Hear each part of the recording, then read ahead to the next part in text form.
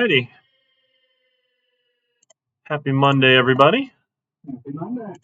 So first things first, just picture the little guy. So it's just taken, so technically it's a day late. So he was born Sunday morning. We got discharged Monday afternoon.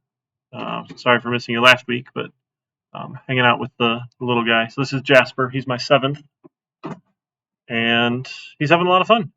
He's a pretty chill baby so far, which is cool. But on to our stuff. So we missed out on regex, network programs, Python and web services. We'll pick this up maybe a little bit today. I think we'll have a lot of time on 8.8 because we're talking about Python and interacting with databases. Given there was no prereq for actually doing anything with databases, I'm not expecting a lot here, but I want to show you what the tools are, show you what's available. If you know about databases, great, you can go off and run. If you don't know anything about databases, I don't want to spend a lot of time on stuff that isn't going to make a lot of sense for people. So I think we can pick up most of this that week. Anything we're not able to get to tonight. So tonight we're going to talk about project 4 that was due, and then we'll get into the new stuff working with objects, and then we'll get into what the final project is going to be, which will be all of the rest of August here for us to work on. So this will be a little bigger than these other projects. Should be a little bit of fun. So we'll see what you folks think. Oh, thanks so much, Cotton Cloud. And thanks, Michael. Appreciate it. Thanks for the sound check, Brian. I've got chat over here, so I keep looking to the side here. All right, so we should talk about project 4 first and go from there. All right, so let me fire up PyCharm here. And we'll go and check that project definition here. Work this. Our class management system. So I did have one update to the rubric just because it wasn't super clear that how files were being used. So hopefully you weren't confused by that. So originally the admin mode had this and class data saved to files all in one big chunk worth some points. So I just moved the file stuff out to its own set. So it shouldn't have actually changed anything. It just broke it out to make sure that it was super clear that this was happening, saving in files. Yeah. Quick question. I stored all my data in one file. That's what I'm going to do. I like that. Yeah, there's several different ways to do it. There's not necessarily one right way of doing it here. So lots of options for how you interact with files. So I like one file because I think that's easy. I helped somebody who was working with multiple files, and it works too. You'd have to discover the files, and there's a little bit of a process for that, which is cool. And there's a Python, the OS module that we use for interacting with the operating system can tell you all of the files that are in a folder. So we said, hey, just tell me all the files that end with txt. It's probably one of my class files. So that's another approach. So definitely lots of different ways of getting this accomplished here. So but if you did turn it in with the previous version of the rubric, I'll probably see that on your self-assessment, and everything should be perfectly fine. But I wanted to, someone had commented that it wasn't super clear, so I wanted to make that its own rubric point here. Is that okay? Hopefully no surprises for anybody. I don't think I had many people turn it in super early, so I think that should be okay. All right. So we're going to build out this registration system where the user can make a class by name, like, hey, how about CIS 2131 Python programming, and have a list of students registered and keep the information stored in files. We're going to allow the user to create as many classes as they want, including a maximum class size, and don't allow much students than that to register. That should be the word more here. This is what happens when I type these things myself. So that should be more students than that to register. So in that associated list that we have, let's make sure I don't get more than whatever the max class size is here. When a student registers for a class, add their name to the roster if there is room. Okay, we're going to add methods for printing a student's list of classes. We need to look at all the class rosters, kind of like a question mark. However, you're going to go about this information here. We'll allow students to unenroll from a class. We remove them from the roster, and a hint, don't forget to update the file when you do that. And then we want sort of two modes here. We want the administrator mode and the student mode. Yeah. Question about the printing students. Can it be student or students? So that should be like students singular. If you did all students, because I didn't have an apostrophe there. Student, you had to type in. Yeah. The idea was it would be a student's name, and you tell them what classes they're in. But that was not clear because of my typo there. So either way is okay. No big deal there. But I think like student mode print list of classes, hopefully is where that was going here. I did it based on student. Okay. Yep. So in administration mode, we can add, update, and delete classes, print the single class roster, like who's all in this class, and then in student mode, we can enroll, print our list of classes that were enrolled in, and unenroll from classes, was the idea with these two modes. Okay. All right, so let's go and start up a new project. This will be project 4, right? We called this one project 4. Yeah, project 4 in our repo. So when you're dealing with files, you generally want to start either on the how do I want to write the data or how do I want to read the data? Because those have to go hand in hand. If you know how you're going to write the data, you can go read it that way. Or if you know how you want to read the data, you just go write it in that fashion here. So either one of those ways we want to have in mind as we're working with this. And again, a big caveat, this is just an exercise to work with files. You wouldn't do this in real life because you'd use a database. We just haven't got there yet. So this was our practice of using some lists and dictionaries and working with some files here, having some fun. Not intended for real world use because then you just have files on one person's computer and hopefully that rings all sorts of bells in your head like this is probably a bad idea to have local files on just one person's computer. But again, it's just some practice here. So if we're going to have two different modes, right? We can start, maybe we start with administrator mode because we need to create the classes first. So in my head, and we had a little bit of chat in Discord about one approach for doing this, as you might have your class list or something start off as a dictionary, right? And then what we're going to put in here then is a key of the class name and a value that, or the associated value of another dictionary with information about that class. You didn't have to. There's lots of different ways of going about it here. So just because I'm going about it this route doesn't mean it's the only way, but this is sort of how I might go about it here. And I want to seed this with a little bit of data ahead of time, right? Just so that the program can run a little bit, and then we'll figure out how we actually write it to a file and read it to a file without having to get everything entered in here. So we kind of do little steps at a time. So I'm going to take my class list, and I'm going to add a key here of CIS 2131. And then I'll say the value associated with that key is going to be another dictionary, because I want to store information about this class. So then the class list key of CIS 2131 will give me the value associated with it, which is the dictionary. So I can say, hey, let's add a key of, was it class size or something? Or max size or max, how about max size? We'll say is 27. So in this dictionary of my class list, I have a class key with the name of the class, the value associated with another dictionary. That dictionary associated with this key here now has an entry for max size with the key, and the associated value is the numeric 27. And then I can also add another, we'll say, how about this is, will be the class list here, and that will just be a list. Here, I'm going to start putting students in this list. So I have a dictionary. Class list rather than class list. Yeah, so, class list. Okay, so yeah, that's maybe student list. How about that? Student list. That's a better way to name it. Thank you. Yeah. Class list of class list is silly. So the student list then will be an actual list, and I can just start adding as many things as I want here. Again, we need some logic to make sure I don't add more than 27 students, because on the off chance that more than 27 people actually showed up and there wasn't a chair here, someone might feel bad, right? Now, we could just be like the airline industry and overbook classes anyway and assume not everyone shows up, and maybe things are fine. But I don't know how you would feel about being handed a voucher for $100 to say, come back tomorrow night for the next class. Maybe students would be okay with that. Maybe not. I mean, we might have to try it. Do what? You can just stand, yeah. Yeah, I guess we don't have to take off, so I guess there's standing room only would be okay. All right, so that's just seeding some information in here. So then if I wanted to add someone to the class, I'm going to take my class list dictionary, key of my class, dictionary, key of student list. That is a Python list, so then I can call .append to it and add Jeb to my class list. So this is how I can add a student. Okay, so now I have the max size, I have the list of students, and I have it all here. So just sort of working with some of the data as I go. What is it not like about class list? Why is that yellow?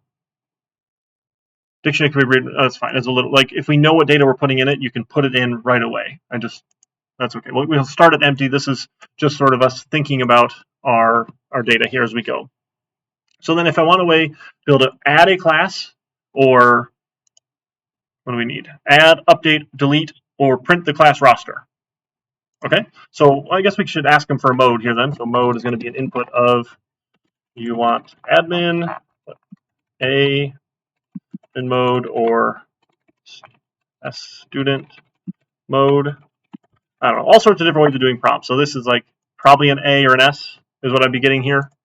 And then if mode is equal to A, then we're in admin mode.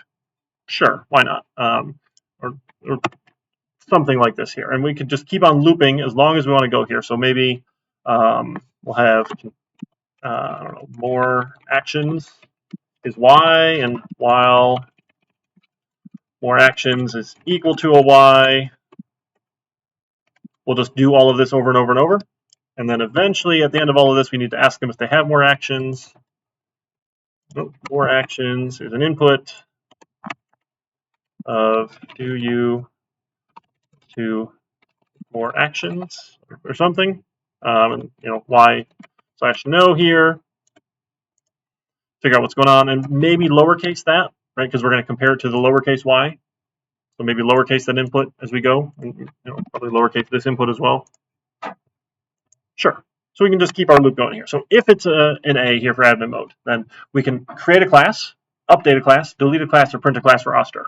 So we should ask them then. So then their I don't know, admin action is an input of, now do you want to do, we could do letters or we could do numbers, right? You could say like 1, add a class, and then if we wanted, we could put this down on multiple lines here. It's going to look ridiculous. I just want to show lots of different input options here. Generally, you pick an option and you stick with it, right? If you're going to do letters, you'd stick with the letters, or if you do numbers, you stick with numbers. Again, the choice is yours. You can have them type in full words if you want here. Add a class, update a class, delete a class, or for print a class roster. Sure, why not? So now we got 1, 2, 3, or 4. And then if my admin action is equal to 1. Now the nice thing with number values here, now this won't actually work, right? Because my input is not numeric. So it'll never equal the numeric 1 here, right? So I need quote 1 here, or convert it to an int. But there is no lowercase 1. So you save a little bit of having to lowercase things if you're doing a number version of a menu, if you like saving a little bit of typing here. So if admin action is 1, we'll add a class here. So we need to get the class name and the max size. And we can add that piece of information here. So we need to get the class name. Class name is an input of, please enter the class name, and the class max size. Is that what we called it? Max size? Sure. Or just max size, I guess, is equal to an input of, please enter the max class size. Is that student? Yeah, max size, sure. Max class size. Now, this we want to be numeric, so I'm going to convert it to a numeric value here to make sure what they enter is numeric. And again, if it's not, it will crash. We could do some try except handling. That's the right thing to do. We're just going to hand wave and save a little bit of time here, and don't worry too much about it. And once we get that, we can add it to our dictionary. We can take our class list dictionary, add a key of the class name. Now, this is a little bit risky, though. We probably want to make sure it doesn't exist first. Right? If it does exist, we should probably not do this, because remember, with a dictionary, you get add or update functionality here. And what I'm about to do here is say, hey, let's add a new dictionary. So if this were an update, I'd be blowing away an existing class by adding one of the same name.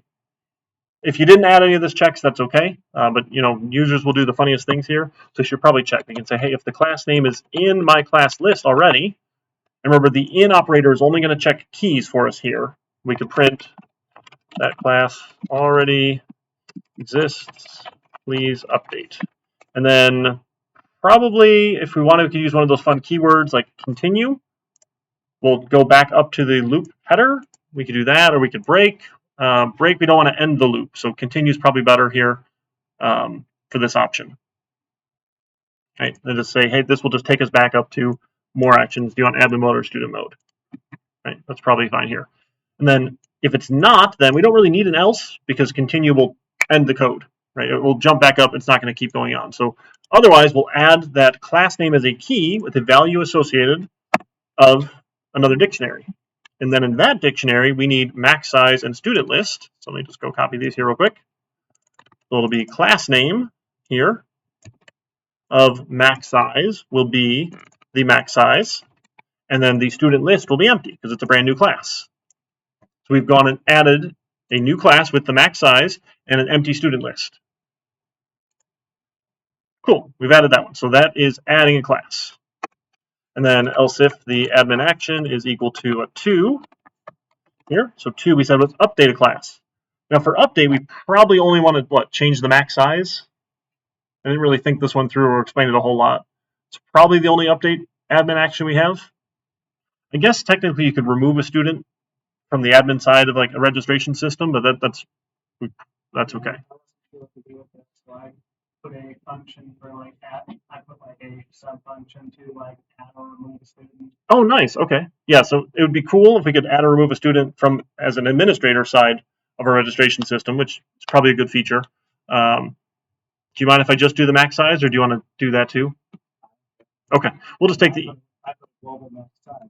Oh, okay. So they all have the same. So I'm coming at this from OCC system, which is really weird, but that's okay. So some of our rooms don't have seats for 30 people, particularly the computer labs, because these buildings were built before computers were really a thing. I think this building is that old. I mean, okay, they existed, but they were like the size of rooms at that point, right? This was built in late 60s, early 70s, right? We could Google it, but we don't need to go down that rabbit hole.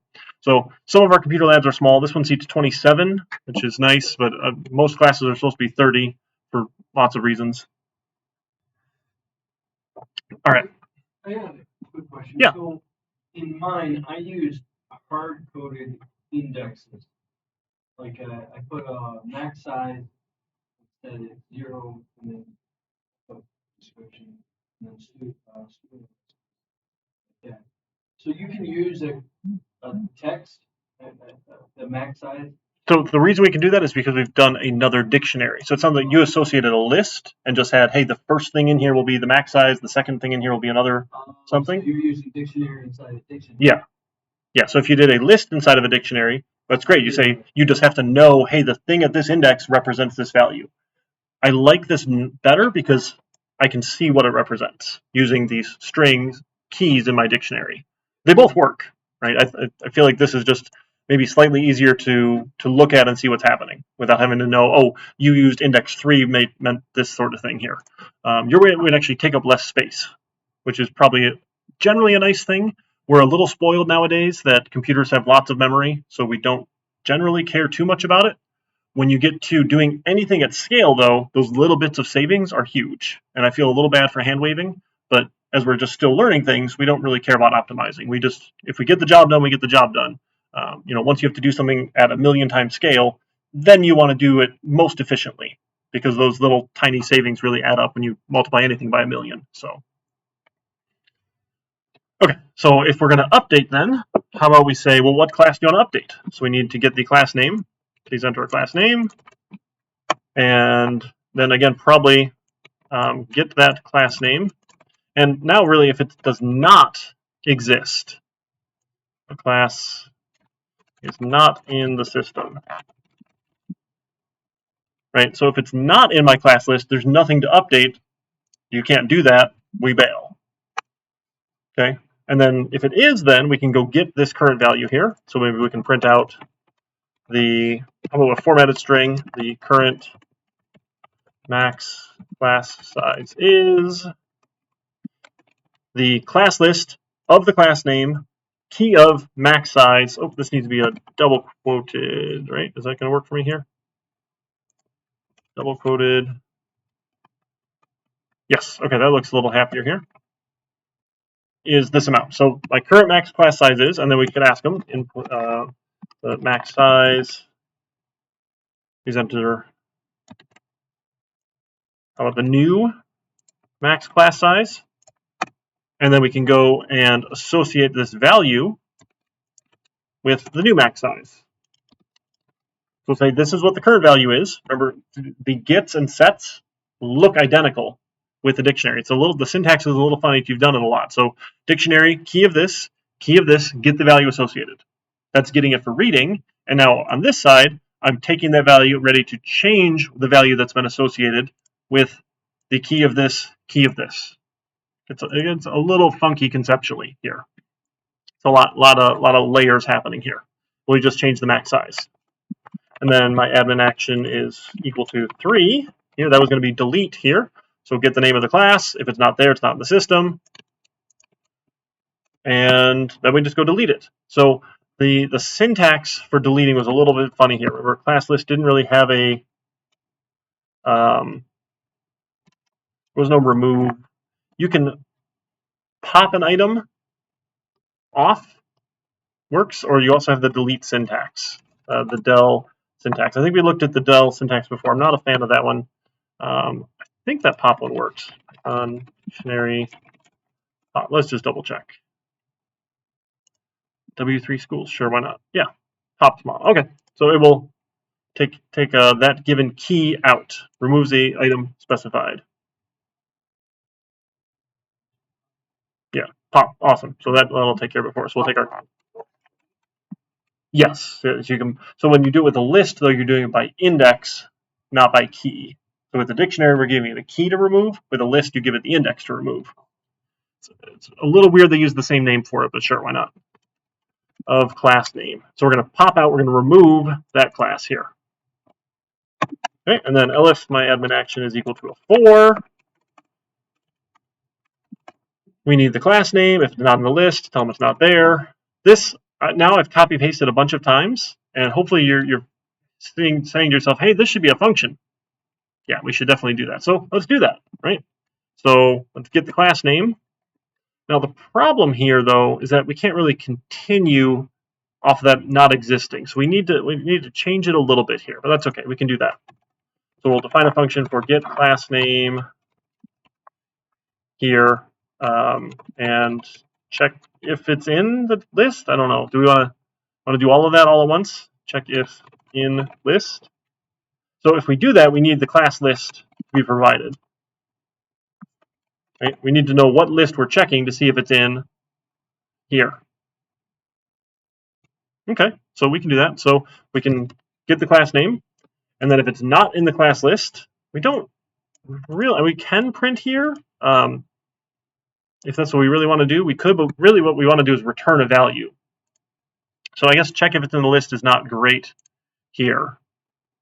It's not going to be super helpful for what we're trying to do, right? Because if we want it to end, it's not fantastic here. So maybe we just get the class name first, and all we do is return the class name.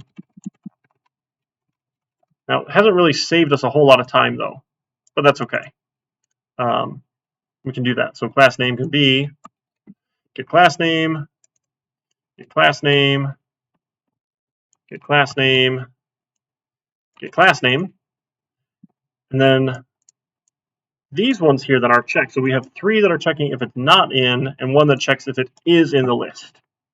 Right, a little bit opposite, but that's okay. So we can change this up a little bit here. How about we say, let's add a line, is class in class list, given the class list and the class name. And we can check if it's not in or if it is in. So we're not, this is not great. So check if class is in list or print message. How about that? So we'll get the printing at least out of the way here. So we'll say, okay, class is not in the system. So if it's not in the list, we'll print the message. And then we can return false. It's not here, so that we're returning some value false. Otherwise, we'll return true. Right? So we'll give you back yes or no if it's in the list, and we're going to print the message if it's not.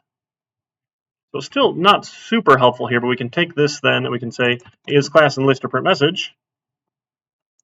And we can say, hey, if it is, then given the class list and the class name, if that is returning true, that it is in the list, we can keep on going.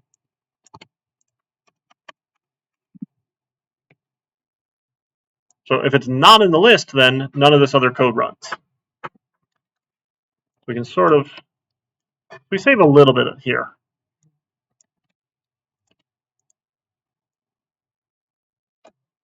Right? Oops, I need that get class name though. Not in the list, print. So we've saved a little bit here, right? Not a ton, but we saved a little. And we could even check in here then, right? If it is in the list, did I get rid of that? Oh my goodness, I got rid of it, didn't I? If it's in the list. So this is, if it's not in the list, we want to go.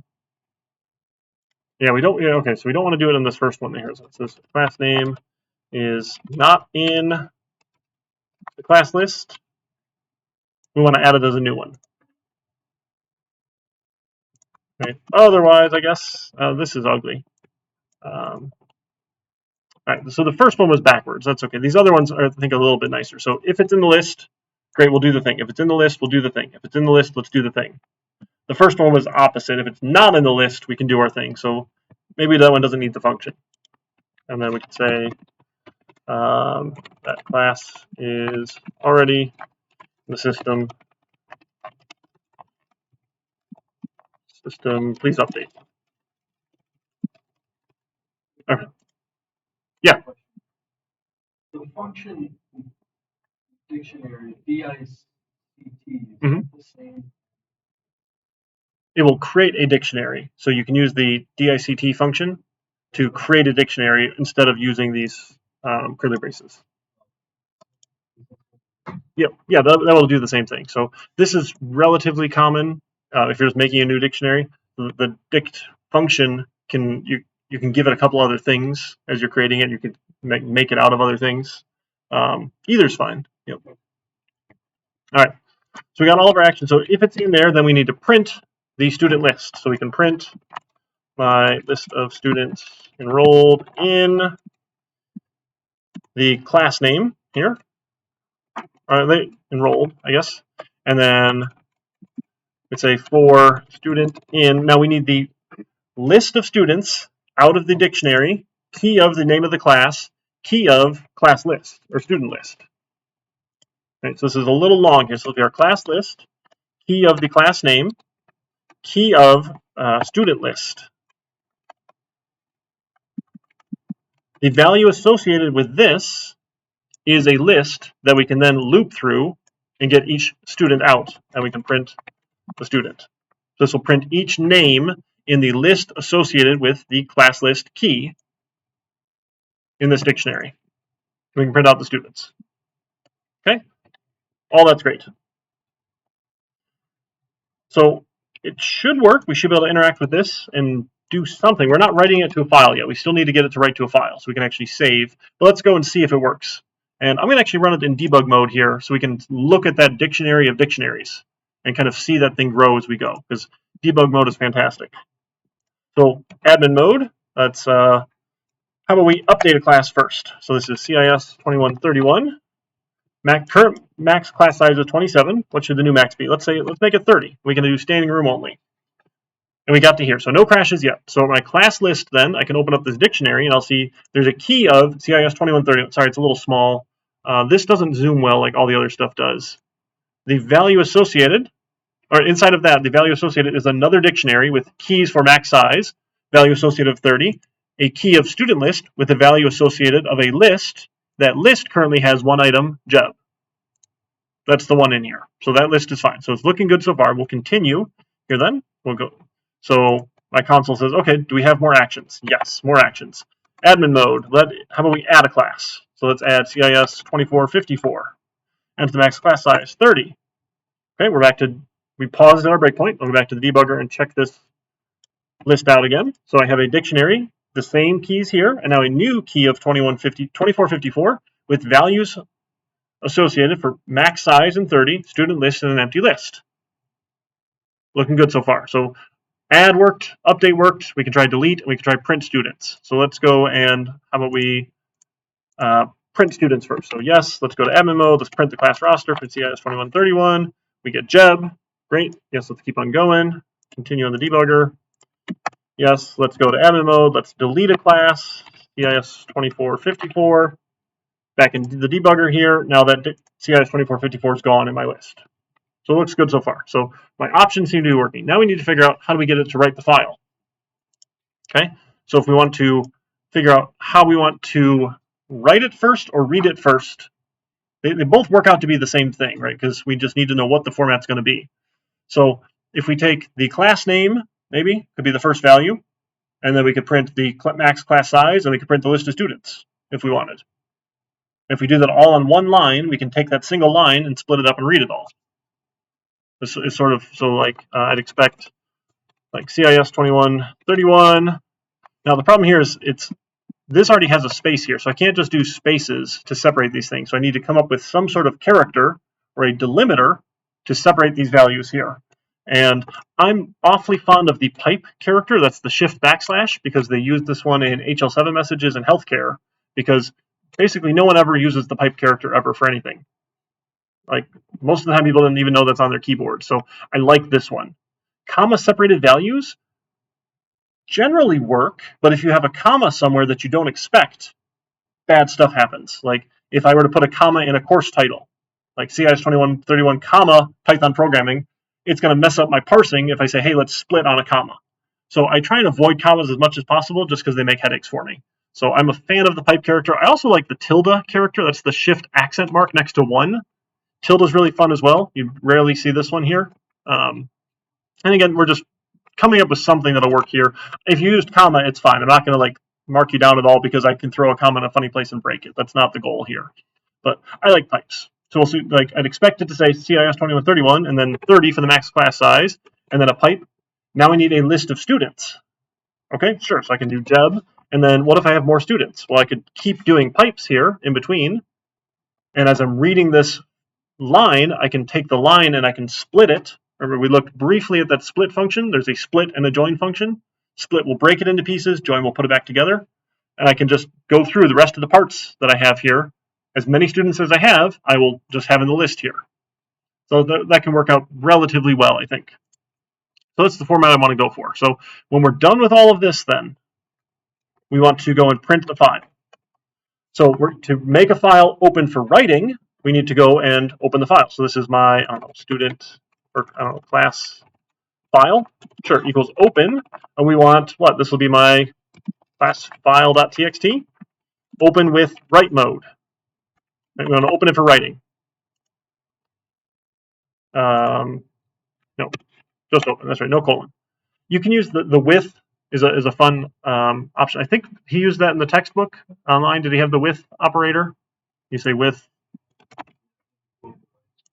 something like that. It just makes sure you close it. That's okay.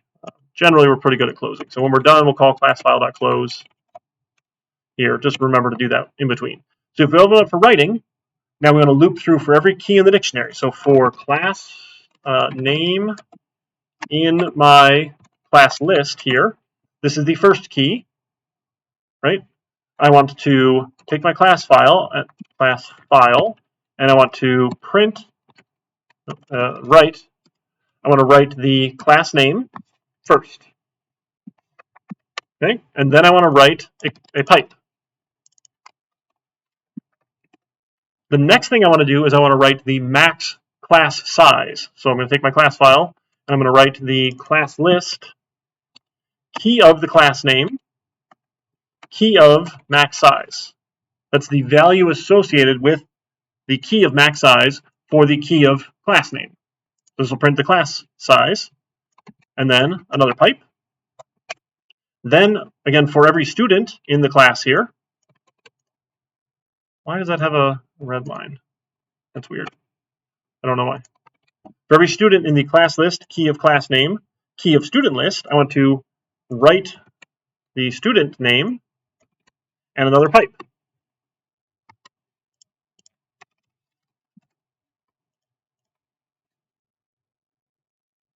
Actually, I think we want, let's do that in the other order here. Let's do a pipe first. So that way, if there's a student, we get a pipe. If it's empty, otherwise we should be fine. So we'll go through and write a pipe and the student name. So that way, at the end, there's not a trailing pipe. I think it's fine either way, but I think this ought to work here for us. So max size is a string here because that's the key in our associated dictionary, Michael. So when we made it here, we said the first key in the dictionary is the class name. The associated value is another dictionary. So that dictionary associated with the class name key has max size and student list. So we can track more information about it here. You know, it's a very contrived example, but it's some fun practice. For writing the student, if the student is still empty, so if there's nothing in the list, the for loop shouldn't run at all. So it shouldn't add anything at all for us. So all we would get is the class name and the max size when we're done. All right, so there's still red. Why is it red here? For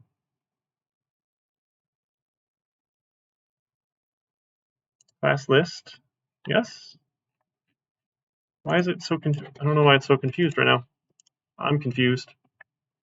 Let's just see if it runs. Nope. Unexpected indent. Oh, my tabbing was off. That's super weird. They're like in. Okay. That's really weird. Okay. Maybe now I'll be happier. Okay, the tabbing was off. So admin mode. Let's just print the class roster for CIS 2131. Uh-oh, write must be a string, not an int. Okay, well, that's fine. So we want to write a string of this value here. Sure, no problem. We'll try it again. Admin mode, print the roster for CIS 2131. We got Jeb, taking more actions, no. There should be now a file here. We can see class file.txt. We open it up and we see the name of the class, the max size, and currently the list of students is just one here. We only have one student. So if I want to see if it works, I can go and add more students here for fun in my hard-coded dictionary until we add in the student mode that lets us enroll. So let's add Jeb and we'll add Journey here. All right, let's give that a run. Admin mode, print the roster for CIS 2131. So right now, we're just updating this file every single time we've done something in admin mode, which we don't really need to do it when we're printing the class roster. But now I just have to put it one place instead of three places, and I don't feel too bad. So it's a little overkill that we're doing this when we don't need to. Okay, I mean, sure. We could put it in a function and just call it the function if we wanted. Because the first 1, 2, and 3 do something to my collection of classes. Number 4 doesn't. So that's okay. We'll just feel a little bad about it here. And then class file now has Jeb and Journey. So we're able to write the data out. Now let's see if we can read the data. So I'm going to take all of this and comment it out for a second here. And let's see if we can read the data. So we want to go and open this file for reading first to go and populate this dictionary with the data that's written to file. So we'll say, hey, this is my class file. Is going to be open of class list class file.txt. And then for line in the really that's class, right? We'll just say line in class file. Class file. Let's go do something with it here. Let's go read the line and go get it out. No, I skipped a step here. Sorry. So this is the class file. We want the class data is my class file.read lines. Right, read lines will read all of the lines, or I can read one line at a time. Either way we want to go about it here. So now I can say, okay, for each line that we've read in the class file, read lines, we can go and do something. And actually, after we've read it, we can go and close it right away. I can take my class file.close so we don't forget. Now we'll go loop through. So each line then we need to split. So we have our data is going to be my line.split on a pipe, that pipe character. So the first thing in there should be the name of the class, right, at index 0. The next thing in there should be the max class size. And then if there's more data, I have students to add. Right, so I can take my class list. I can add a key of data of 0. Right, the value associated with that is a new dictionary because it's empty to start. Right, every time my program starts, what I have in memory is empty. We need to go read the data to get it into memory so I can work with it. So we'll go load that up here. This is going to be the class name, and then my class list key of the data of index 0. We'll add a max size value here, and that should be an integer value, right, of the data at index of 1. The next thing here, right, the class file. So index 0 should be the first thing here. Index 1 should be the next thing. And then after that, if there's more, then we can go get the rest of it here. Then I want to add the student list. Right, so this is my student list. Student list. We're going to start off as an empty list here. Then I got a couple options for how I want to loop through. I like range because I think that's kind of fun here. So we could say for index in range, and I can start my range at 2, and I can say let's go up to the length of data. So however many items were in data, I don't care how many students I had. I could have had a class with 400 if you're a U of M. Which, how do you even have a class of 400 people? Like I've never had that experience, and I don't understand how it works. But that's okay. I just as a prof, like if I have 400 people having questions and reaching out to me, my head just explodes. But I guess they have graduate students who help with that sort of thing at that point. We'll say, okay, let's start at index 2 and go up to the length of data. So if I have no students, the range or the length of data is 2. If you range from 2 to 2, there's no range. You get nothing. So it won't run at all. If there's a student, right, if I just have Jeb in the class, the length of data would be 3. So range of 2 to 3 would give me 2 and then stop, right? Because range will stop when it gets to the max value here. So I can say, hey, I want my class list, index of data of 0, student list value, append what's at my data of index. Go get that name out of index and append it. So this will take the next value and append it to the student list that we're building here. And this will do it for every line that I have. Every class that I have should go through and create it. So that should populate my class list dictionary from the file of class file here. So if we wanted to, we could add another class here for fun, like 2454. Say we had 30 students in that one, and we had, who wants to be in that one? Let's put Vivi in that one. It's actually Genevieve with a J, but she likes Vivi, but all the other kids are J's. We'll add Vivi and Joy to that one. And we just want to see if this will work with 2 classes here then. So I'm going to put a breakpoint after I read the data. I'm going to put a breakpoint and see if it actually started for me here. Let's run into debug mode. And let's take a look at our dictionary. We have our class list dictionary here. Again, sorry, that's a little small, but I have 2 classes, a CIS 2131 key and a CIS 2454 key. Max size key, value associated 27. Student list, Jeb. Oh, Journey has a new line here because when we split the data, there's technically a new line character here because it went down a line. That's going to be a little funny later on, so we want to clean that up. So as we start adding these values here, to clean up new lines, we can append this strip. So dot strip on a string will remove all the white space at the beginning and end of it. Any spaces, any tabs, any new line characters get stripped out. I think we talked about this when we talked about strings briefly. There's like a whole list of string functions, and I was like, just know they exist. It's a way of just cleaning up that data. Probably put that on the line. Oh, that's right, because it's only going to be at the end. Yeah. So if we just strip the line dot strip dot split. So strip the line, then split it. Yeah. Okay. I like that. That would definitely save a little time here. Cool. Let's see if that one works for us. Oh, I did run. I want debug mode. I want to see that dictionary. So class list here, Jeb and Journey, 2454 with Vivi and Joy. Looking good so far. So we have done admin mode and we've done writing to a file. Now we need student mode. Okay. So student mode. So this is then, where do we ask for the mode here? Do you want admin mode or student mode? Okay, so if mode is A. Sorry, here for the file, you suggest you write the whole dictionary into that file format. So I will have one dictionary, right? And then I know sometimes they provide a function that you just write the whole dictionary. Yeah, so there's a way to just write the whole dictionary to a file. It just doesn't read out as nicely. When you start dealing with binary files, you could just say, stick it in here and go. We're going to briefly talk about that today when we look at classes and working with that. So generally, I show after we can do classes, you can write a class directly to a binary file without having to do piece by piece by piece by piece, and that's really fun. Saves a lot of time. So this is a big pain. So mostly exercise of going through this. So this class file here. So we need else if my mode was equal to, what did I say, S for student mode? Is that what that was? I can close the debugger down here. There we go. Yeah, if mode was A or S for student mode. Okay, so if it's S for student mode, then we need to do our student things. So students should be able to enroll, print the list of classes enrolled in, and unenroll from a class. Okay, so let's get their action here then. Sure, student action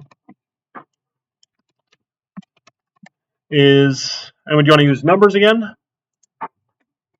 Sure. This is enroll in a class. This is unenroll from a class, or print list of classes. And I don't think we need anything after that. Okay, and then if my student action is equal to a 1, we'll enroll in a class. We need the class name. So cool, we get the class name. And then if the class is in the list, really we need that same thing, I think, can work for us, right? That class is not in the system. So we can use that same function, I think, which is fun.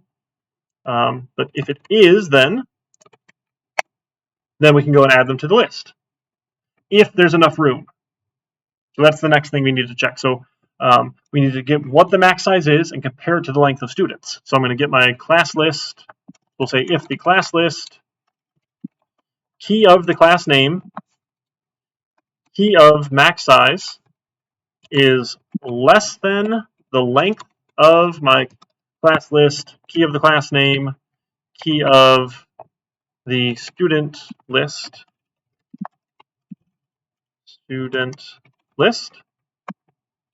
oh my goodness, all of that, right? If the size is less than the length of the list of students enrolled. I think that's the only comparison we need here, right?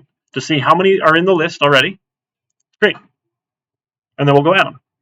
So if it is less, then we can go and add them. So we need their name. So student name equal to an input of, please enter your, and I'm going to say full name here because, again, this is a terrible system. Like if you have 2 Johns, like you're going to have 2 in the list here and you try and unenroll and it's going to unenroll one of the Johns. We don't know which one it is. You should use like a unique identifier here, but again, names are fine for now. So I'll take my class list, key of class name, key of the student list. The value associated with that is a list that I can append then the student name to. Done. If it's not, then we tell them print, I'm sorry, that class is full. Right? That's the message.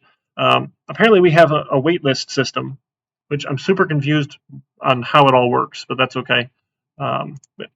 We have several sections of a class for fall that are the same online class, online asynchronous.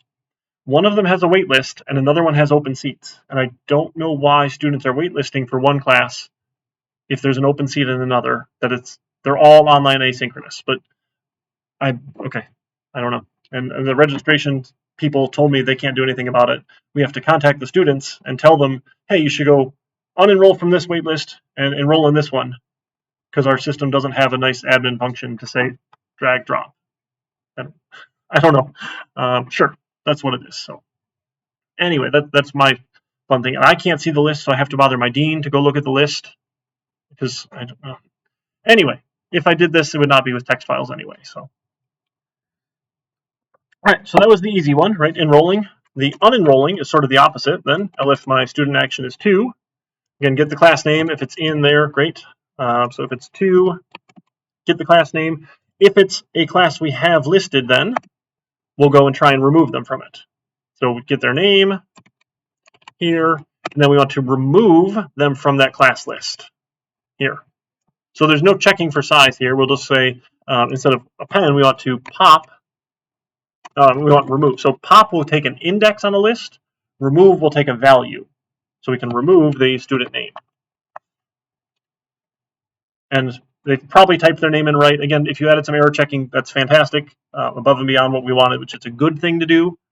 We don't care too much. I guess, okay, sure, why not? So if the student name is in this thing, then we can go remove it. Otherwise, we'll tell them else there, print, you weren't enrolled in that class. Sure, why not? We'll give them a message. Okay, now the hard one here. If my student action is equal to a 3. Did I do that wrong? Oh, yeah, 2 unenroll. Okay, 3 is print the list of classes here. So to get the list of classes, because we're not storing this by student, I need to go get their name and look at every single class to see if their name is in this class list of student list, which isn't the worst thing in the world because we don't have hundreds and hundreds and hundreds of classes. If we had hundreds and hundreds and hundreds of classes and each of them had 30 students, we'd be doing like 30,000 operations, which is not ideal. But Python's pretty quick, and it would still happen like that. We don't care too much for this wasted space here. If you had a database, it would just go like that because we could ask the database for this sort of information and do the right thing. But for our exercise, it's something else. Is there a question? In the code I did, I went to the if student name is in the class roster, I had a class list. Mm-hmm. And then I went and got the index for the student name. Okay. And then I popped it with the index. Sure. Yeah, you can do that. So if you got the index first and popped the index. So remove is just our shortcut to say, hey, go find the value here and remove that value. I don't care what index it's at. Because I thought that the list, you got a list, you could only remove the index. You had to find the index. So pop will only do an index, but the remove function here will remove by value. Yeah. So if you didn't know you could remove by value, pop was your way to go for sure. Yeah. Yeah. It'll either way would get the job done for sure. So for printing that, we need the student name. Please enter your full name. And then now we need to go for every class. So for class name in class list, right? That's for every key in this dictionary. We need to go see if the student name is in the student list associated with the class list key of class name. Right? So we're going to say, hey, if the class list key of class name, key of student list, that's the list of students associated with it. If the student name is in that list, we can print the class name. Class name. Here. So it's not actually the worst. For code-wise, it's not terrible. Performance-wise, yes, this is bad, but even at 30,000, it's going to run like that because it's not going to take long to look through all these things here. It'll be relatively quick. We should be okay. Now, if this was like New York public schools and they've got hundreds and hundreds of thousands of students, it might be slow. But again, they're probably not doing it with text files because, yeah, please don't. Just an exercise. All right, so that's all the student actions. And again, at the end of this, we're just going to print the file, write the file. We could probably just do this when the loop is done, our more action loop is done. Just write the file. So the file will only change when our program's done. I think that'll be a little nicer here. So that way we're just going to write the file one time when we're done with everything. Nope, that way. Yep. So when everything's done with all of our admin actions or student actions, then we'll go write the latest and greatest version that we have from our Python dictionary here. Does that make a little sense? So when the program starts, we'll go read all the data out of the file to load the dictionary that we have. Then we can go and interact with it as much as we want in this loop, go play with it, add classes, unenroll from classes, and then we'll check the file. So let's give it a try. Do we want admin mode or student mode? We should have two classes to work with right now. Should we go add another class and start adding people to it? Okay, what class should we add?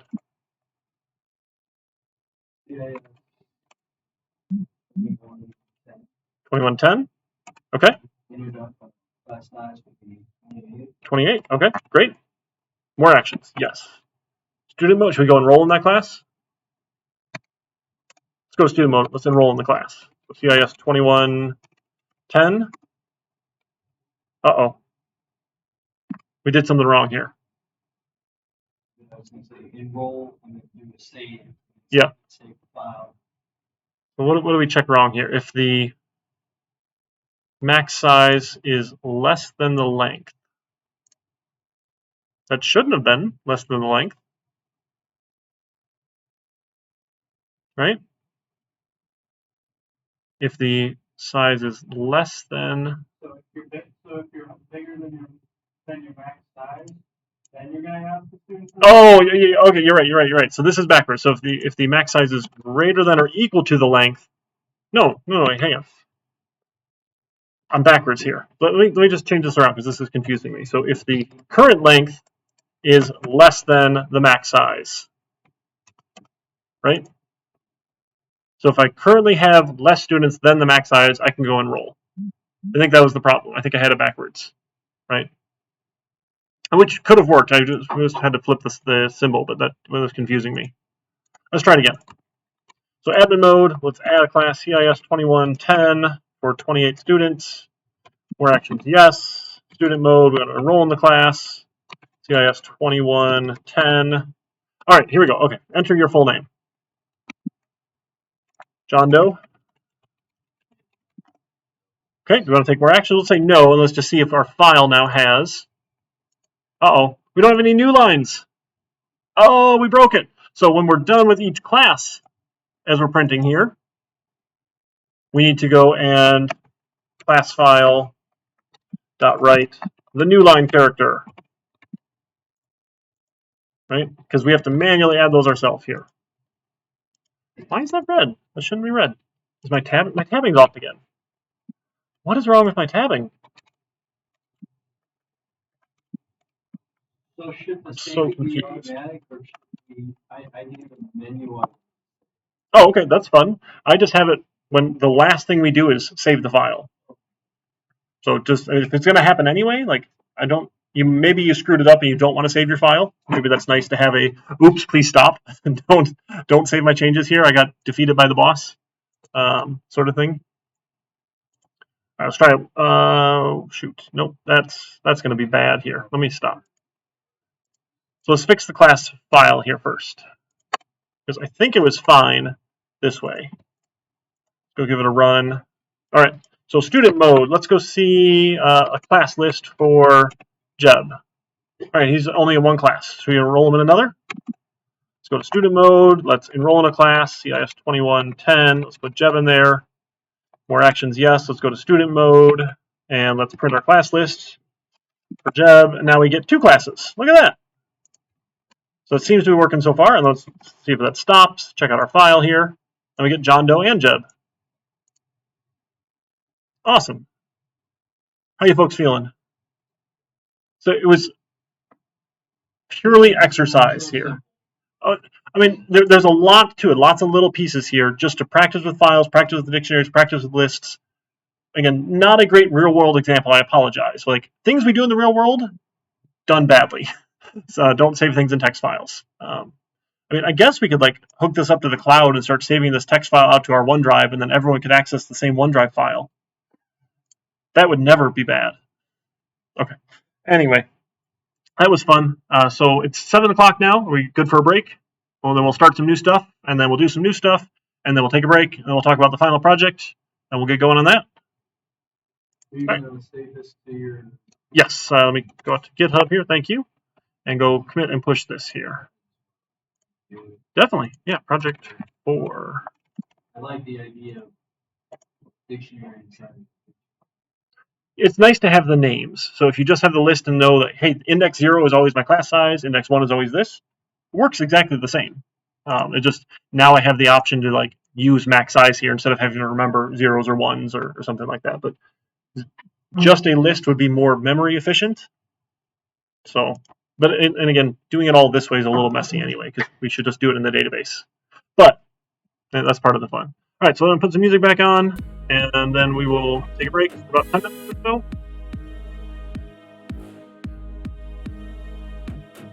I'm sorry. Oh, shift. Yeah, you grab multiple. You get to do it.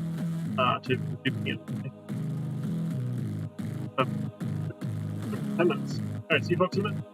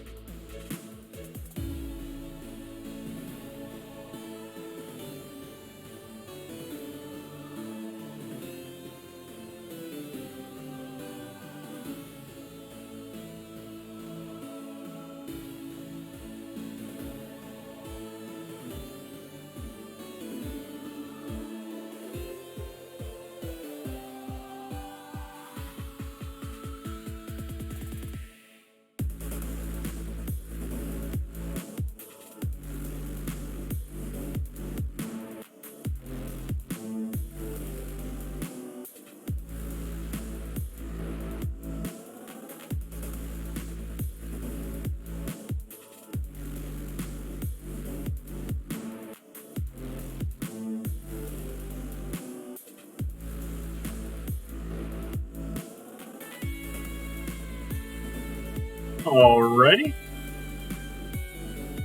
Welcome on back.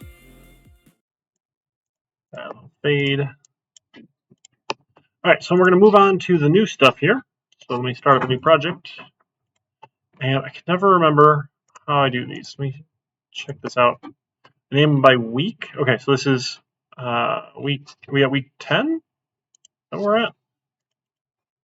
Because we missed week 9. Is that what happened?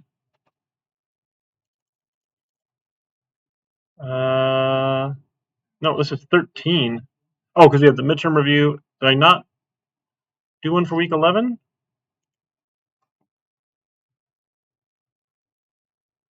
What happened to week 11? Did we not have code for week 11? Was it just in the lab? Now I'm really confused. All right, let me look at the repository online. Because we should have some commits here from then, right? Our dictionaries? Where did we put that? Ah, it was in the lab. Okay, that's why. So all that stuff happened in our lab. Oh, we did have a week 8. What changed? And we added it to week 8. Really? No. I not know how to count?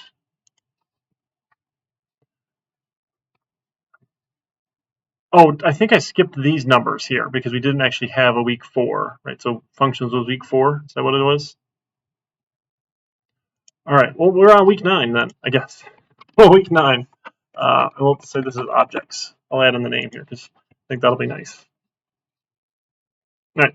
So when we're dealing with objects, objects is our fancy term for classes in object-oriented programming, which is my favorite way of programming because it's a very natural way of thinking of things. And remember, the hard part of coding and programming is figuring out how to break something down into small enough, simple enough steps that the computer can understand it. So if we can conceptualize something in a way that's natural for us and normal for us, it's a little easier to explain it to the computer. Right? So if I tell you I have a coffee cup, you might see the coffee cup here on my desk and know a little bit about it here. But if I just say coffee cup, it might be an actual mug with no lid on it, right? Or it might be a travel mug, right, that I might have gotten from the gas station on the way in. Or it could be, what other kind of coffee cups are there? I'm sure there's other kind of fancy coffee cups, but the general noun of coffee cup, right, can have lots of different versions. So when we think of objects, right, an object is a noun, right? A coffee cup is a noun. So I can write code in Python that can represent any kind of this noun here, and our fancy term for that is any instance. So I might have more than one kind of coffee cup in memory that I can load up. So we're going to define a class for coffee cup. And then the class's job in object-oriented programming is to, our fancy term here is encapsulate, or encapsulation. We're going to take all the details about coffee cup and bring them together into one nice, neat little package. This is going to be our class here.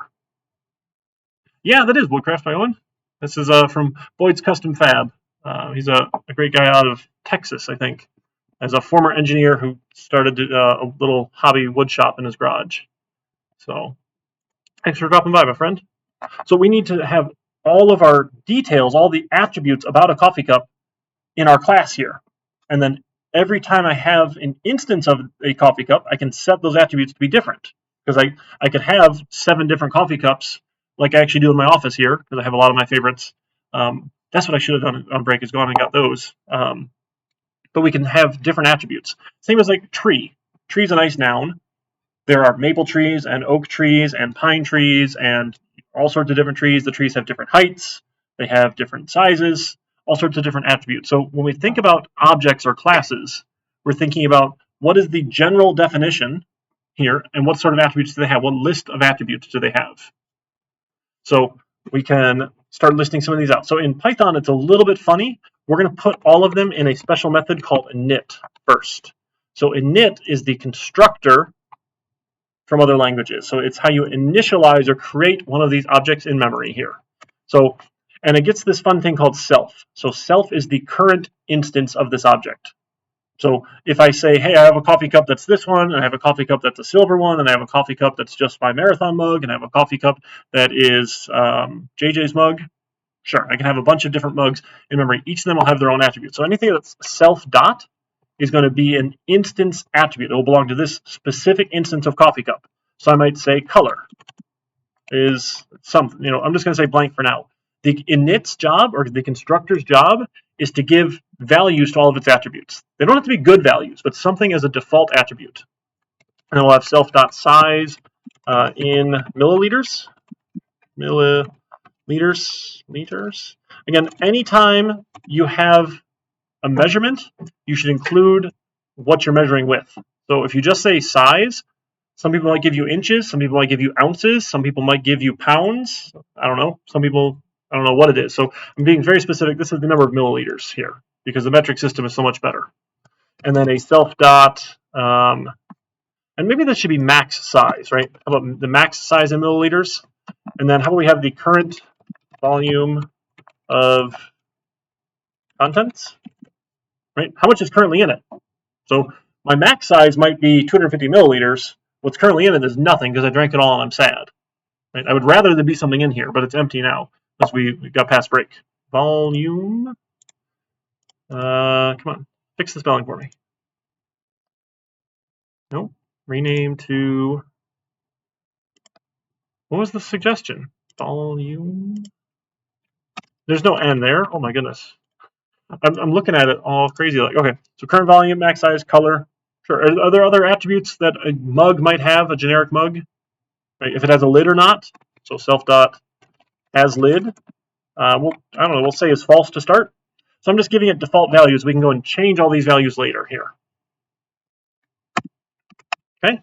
So I'm defining any instance of coffee cup now will have these 4 properties, these 4 attributes. And I can have as many of these coffee cups in my code at a time as I want. So coffee cup's a little bit of a silly example here. Maybe we could work with the class list, and the class might make a little more sense. But we'll start with this one, and then we'll apply it to our class project. Okay? Now, Python is considered a very trusty language. If you've worked with other languages, you know there's this idea of private attributes and public attributes. Generally, what your class should do is protect the integrity of its attributes by not giving access to people to use these things directly. It sounds really funny here, but what I can do with this now, I can say later on in my code, I can say, hey, this is Eric's cup is equal to a coffee cup. And then I can say Eric's cup dot. And when I say dot, you can see now I can access the color, the has lid, the max size in milliliters, and the current volume of contents. I get direct access to these things here, and I'll say this is, I don't know, wood colored. Sure, Eric's cup dot current volume in milliliters is 0. Eric's cup dot max volume in milliliters is probably 250. That might actually be a little small here. This is probably like 350. I don't actually know what it is here. And then Eric's cup dot has lid we'll say is true. Now this is considered bad form because I'm directly accessing these attributes here. Because one of the jobs of a class is to maintain the integrity of its attributes, right? So if you can't have a negative current volume, you shouldn't allow it. But if you give someone direct access to it, I can say, hey, look, you now have negative 100 milliliters. And that probably actually should be in milliliters, because you should spell this thing right. Or specify here. There we go. In milliliters. Nope, this one. Negative 100. Nothing stops me from doing that. And now my class is going to be really sad because it has a really bad value here and doesn't, I mean, it probably won't do the things it's supposed to do later on if I like add ways of interacting with it. So this is considered bad form. So what we want to do is we want to mark these as private, and it's just by convention they're marked as private. So I'm going to put an underscore in front of each of these here. So any attribute that starts with an underscore is considered private. Attributes starting with are considered private. And now when I say Eric's cup dot, notice they're not in the list here. They're hidden. I still can go out here and say has lid equals true. Python allows me to do this because Python is trusty. It's going to trust that people will do the right thing. Nothing stops me from doing the wrong thing, though. Right? It's just going to trust that I will do the right thing here. So it's not actually private. Where other languages, you're not allowed to do this at all. Like it will just won't even compile and run. It will crash. Python lets you do it. You can do a lot of cool things in Python that probably are bad form here. So generally what we want to do with this idea of encapsulation, it goes hand in hand with another idea called abstraction. So some of our fundamentals of object-oriented programming are encapsulation and abstraction and polymorphism and inheritance. Sometimes you get 3 or 4 of them, depends who you ask here. But so we're going to encapsulate all of our details. And then this idea of abstraction means I'm going to give you public functions that you can use. And the idea that it's abstract is that you don't actually need to know how it works. Right? When we work with a Python dictionary or a Python list and we say, hey, I want to append something, or I want to remove something, or I want to pop something off, we don't actually know what Python does behind the scenes to go and do that. We just know it will do as advertised, right? Or with the string split, we don't really care how it goes and does this thing here. We just know we get back that list split by a particular delimiter. So this idea of abstraction is I'm going to give you methods to use that you can then go and access and go for it. They'll do the things you say. Now, most of the time with our attributes, if we want people to interact with them, they either need to get the value or set the value. We call them getters and setters. Some people call them accessors and mutators. You can access the value, or you can mutate the value or change the value. I think those terms are just silly. So I like sets and gets. And usually we name them sets and gets as well. So I'm going to write methods here then for like get color, and it's going to return my self.color. So you can get the color of whatever coffee cup instance you want here by calling the get color method. So with Eric's coffee cup, I can say get color, and I can get the color attribute back out. If I want to set the color, sorry? Is there anything special with passing in self? So Python uses self as the current instance. So it's an automatic attribute here. Notice we don't have to give it when we're calling the method. What happens behind the scenes is Eric's cup essentially gets jammed in here into the set of parentheses. It's really weird how Python does this. So if you're familiar with static methods, it's technically a static method and self is just given to the static method. It's a really weird way of doing it. So you can say coffee cup dot get color given Eric's cup. This is just the weird way here. This is the usual way. So that's why there's a self. It's sort of an implied. So with an instance dot, the instance becomes the self. Yeah. It's weird that it's always there. So it's automatic, and it autofills it for you. You're going to see it all the time. So now if I want to be able to set the color and change the color. Now, most mugs you can't change the color on, but maybe you can color on with a Sharpie or something. So sure. So we'll say I want to define a set color method. So you need to tell me what the color is. So not only do I have self, but you need to tell me, you need an argument for what color should it be. And I'll take my self color equal to the color you give me. So you tell me what the color of the mug is, the coffee cup is, and I'll set my private attribute to that color. So now I can make a coffee cup, and now I can say Eric's coffee cup.set color to wood pattern. Right? And then I can get the color, so we could just print out the color here in a print. And again, we could print it this way as well, as with that weird way.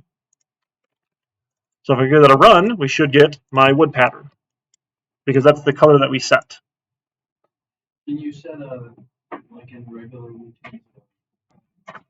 So our default is whatever we put in init. So we're defaulting to just, here's an empty string. I don't know what it is. I could say, hey, the default should be blue if I want, right? And then set can go change it. But if you don't tell me what it is, then I'll assume it's blue. So you don't have to do color equals blue down in the routine. If this was a default, yeah, we wouldn't need to do that down below if it was a blue mug, blue coffee cup. Yep. Yeah, so you can change from the default. So the init gives it the default. So init or the constructor. Init or constructor gives default values. Now, this set and get is really tedious to type.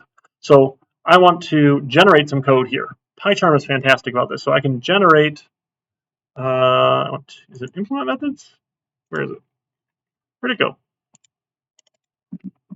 Oh, where's my code? Is this version not doing it for me? Maybe the free version doesn't do it. Really? Oh, one sec, sorry. PyCharm, generate set and get methods. I can't spell it all. Functions. I'll generate. Auto-generate setters and getters.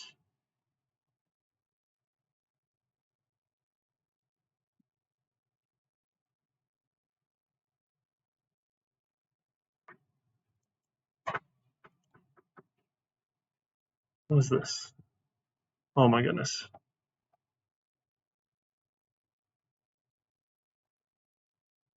Okay, you can use a property.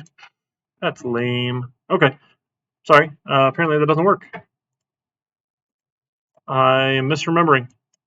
So we have to write them ourselves. It's not the worst thing in the world. Their tool for writing Java will generate it for you, which is fantastic. So that must be what I'm thinking of here. We can write these ourselves. It's not the worst thing in the world. So we can define a get has lid, sure, and return self.hasLid. And I define set has lid, given a has lid, sure, self.hasLid is the has lid value. Okay, and this is all fine. Now the problem with this though is that maybe some of these things we don't want to be able to change.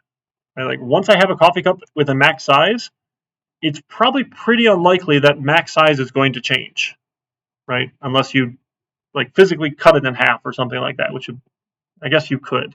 So what you'd want to do instead then, so you only want set methods for values that should change. If you have values that shouldn't change, we should add arguments to our init method here, our initialize.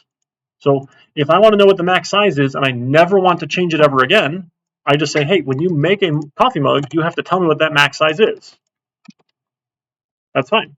Like the lid, take on, take off. That's fine. The color, sure. I mean, I can take a Sharpie too. I can put stickers on it. Why not? And then my current volume, yes, will obviously change here. But now my max size, I don't need a set method here if it's something that shouldn't change. So when we're talking about object-oriented programming, if when you make one of these in memory here, if that value never changes, don't write a set method for it. Say, okay, you tell me what it is when you start, and then we'll go. So my coffee cup, then I would have to give it the value of 350 for the max size. So has lid, great. Color, great. We'll do the current volume. Now this one's a little funny here. I'm going to have a get current volume in milliliters to tell you what the current value is. Return self.current value in milliliters. And that'll define a get max size in milliliters. We'll return the self.max size. Now, but these ones don't need sets because I don't want you to be able to set these things directly here.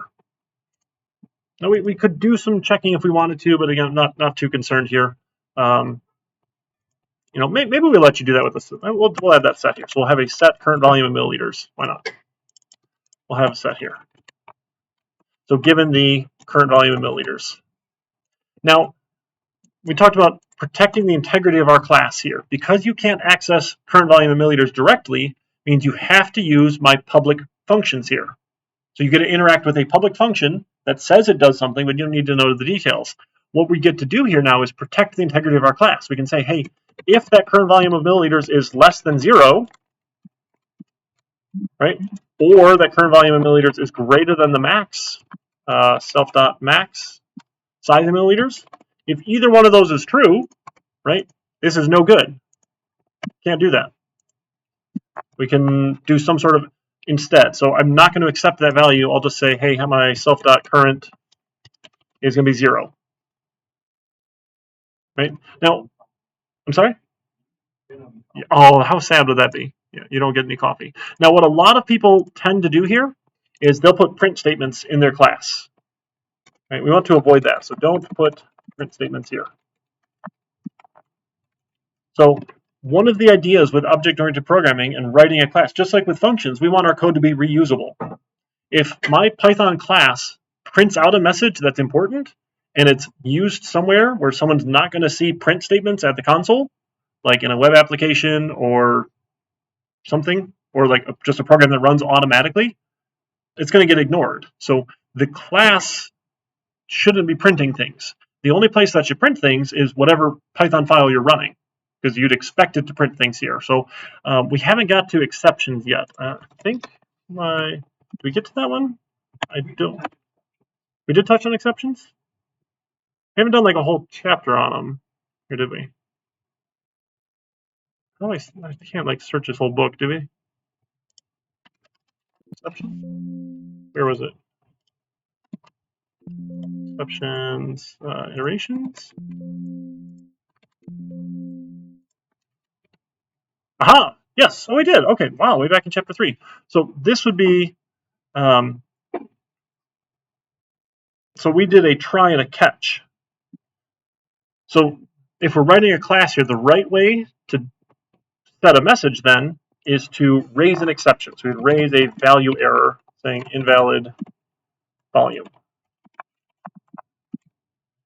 What that means is if someone does this, their program will crash unless they have it in a try-catch block. Which this is the right way for our class to communicate. You gave me a bad thing. Hard stop. Right? Either fix it or your program crashes. Because I can't accept this value. I don't know what to do with it. We have to obey the laws of physics. You can't have negative coffee. You also can't overfill my cup here. I mean, technically you can, but the cup won't get any fuller. It'll just spill all over, which is also really sad. Spilling good coffee. That should be a crime. So if it's invalid, we're going to raise this value error. Otherwise, then I can set my self.current volume to the current volume. And a raise exception is similar to like a return in a function. It just stops the code. So it never gets passed through. We don't really need this as in an else, because if this happens, code stops here. Or else code will stop here. Okay. So don't put prints. We can use exceptions here to then communicate with the class that called me. So later on then, when I take my coffee cup and I'll say Eric's cup.set current volume of contents, if I say 450, it's going to crash on me here. Let me give this a run. Right? We get invalid volume is my value error. So we'd have to do a try, right, and a catch. Catch, we want here. No, try except, I'm sorry. Catch is good. Accept a value error. E. Have E. There we go. Print E. That's not the prettiest thing in the world, but that'll be okay. So we get the message here, but our program kept running. Right? And whatever you want to do in your try catch, like put it in a loop or something, that's probably makes sense here. Maybe for to ask the user how much, what's your current volume of your cup? We can ask them. We can have a current volume. That would be an int of an input of much coffee is in your mug. And then we will try to set, oh my goodness, why can't I not spell volume today? Now, these as a loop get a little funny here. So some people do this ugly thing, which is okay. You say while true, and it just keeps on going. And eventually, if it works, you just break, because that will end the while true loop. This is generally acceptable for a while true, because if it works, then we can stop the loop. Otherwise, we go back. Because otherwise, you have a value that you're setting and you're checking, and it's really more typing, and you didn't gain a whole lot here. So I generally never recommend these except for this particular case. So we can just run it here. And so how much coffee is in your mug? We could say 1,000, invalid volume. Negative 100, invalid volume. 250. And it will continue on eventually. We should probably tell them right in milliliters. Milliliters. Is that 1 L?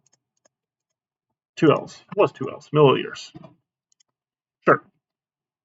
And that sort of thing. So we can use that in our class here then to protect the integrity of our class. Don't take bad values. So by marking our attributes as private, which again is trusty, you still can do those bad things, but we're going to assume people won't. Here, I can force them into my public functions with that way of abstract interaction. They don't need to know how it all works. This example is pretty basic here, but like anything in the Python library, do we know how it generates a random number? No, but if we ask for a random number between 1 and 10, it gives us 1. Right? We get to interact with that abstractly, which is really cool. So we're going to write methods here then to interact with it. Now, set is not maybe the best way of interacting with it here. So maybe a better way of interacting with it is another function. So when you think of classes and objects, right, the class is kind of that blueprint. This code we're writing here is the blueprint for how you make an instance of that object. So how do I make a particular coffee cup with a given set of attributes? And then other functions we're going to add are the verbs of what do you do with the coffee cup, right? Well, generally you drink out of a coffee cup and you fill a coffee cup. So instead of making them say, hey, I want to set the volume here, I can have a method or a function to interact with it called drink and a method or a function called fill, right? And it's sort of a more natural way of interacting with it here. So I can define a fill of, should we tell the amount to fill, or I mean, should fill just go all the way up? Or amount to fill in milliliters? Sure, why not?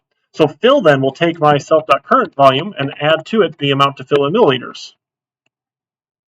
Okay, but again, we should do some sanity checking here. We can say, hey, if the amount to fill is less than 0, right, or the amount to fill is greater than the self.max size, bad things will happen. Or really, if my cup is already half full because I'm an optimist, and I go and add another full cup, I'm still going to spill a bunch of coffee and have committed a crime, right? So we should probably check if the amount that's in it plus the amount we're about to add is more than the max, so we don't overfill. So we can take our current volume plus the amount to add. Now this gets a little long here, but that's probably okay. My font's pretty zoomed in. You'd be able to see this on a normal size. So if it's less than 0, or we'll raise a value error. Value error and say invalid amount to fill, right? If it was fine, then I'll go and just add it to my current. So I can go fill, hey, let's go add 10 more milliliters. Let's go add 10 more milliliters, add 10 more milliliters, right? As much as I want.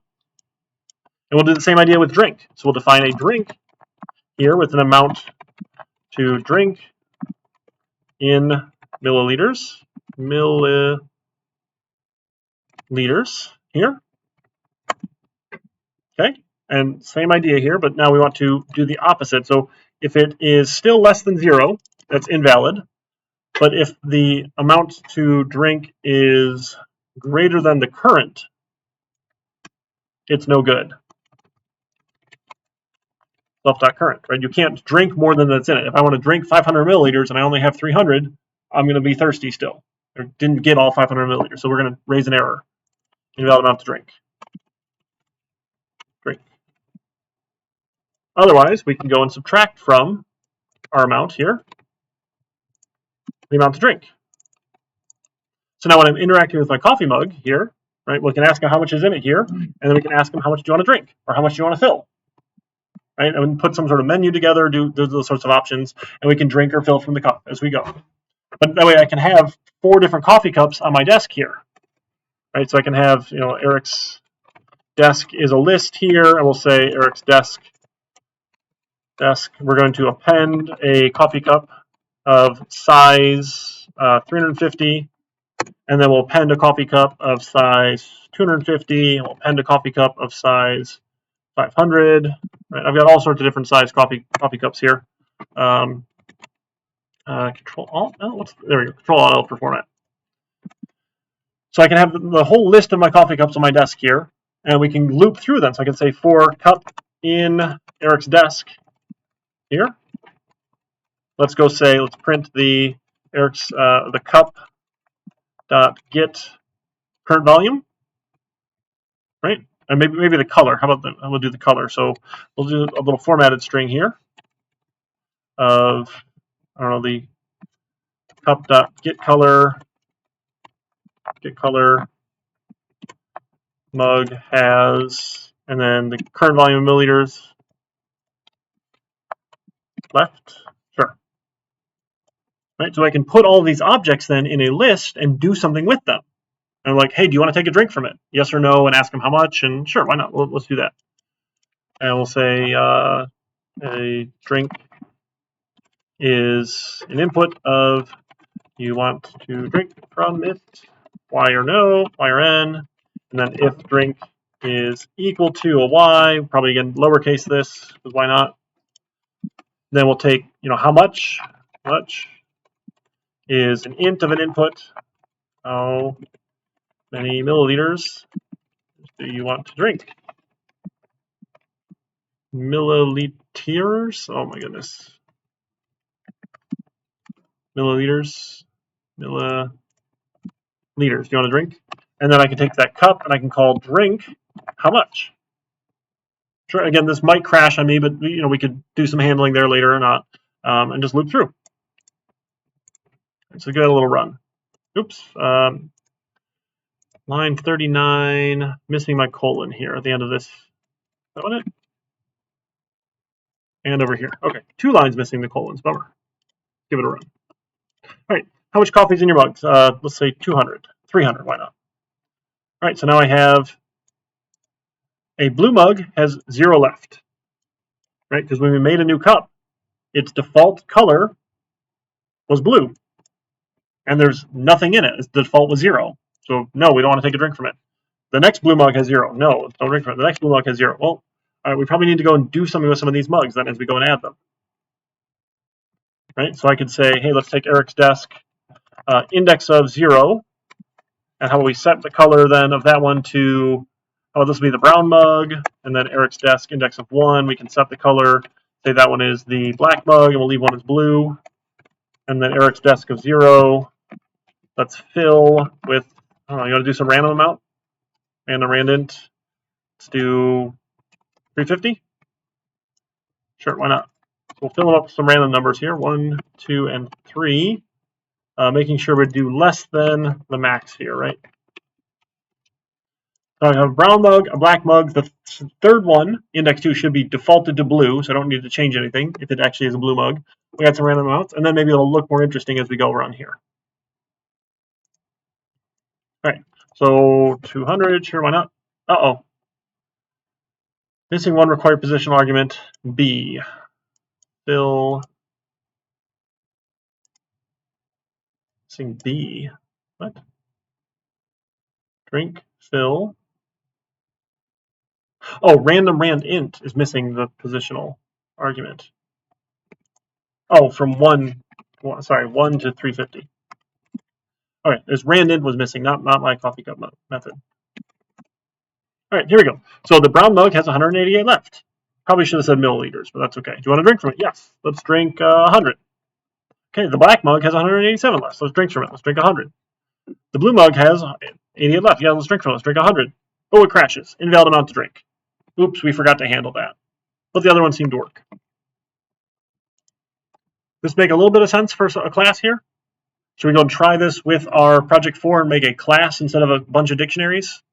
Because hopefully as you're seeing this, you're like, oh, this would be so much nicer as a class. I could have a class name, and I could have the max size, and I could have a list of students as attributes of my class, instead of having a dictionary store all of that. And it'd be nice then to have these classes, right? Sort of? Okay, let's give it a try. So can I edit project 4, or maybe I'll make another version of it here? Maybe we'll just make another version here. So let's do project 4. Let's call this with classes. Here. Okay, and I'll go open that one up. In my documents, in my GitHub, and 2131, project 4 with classes.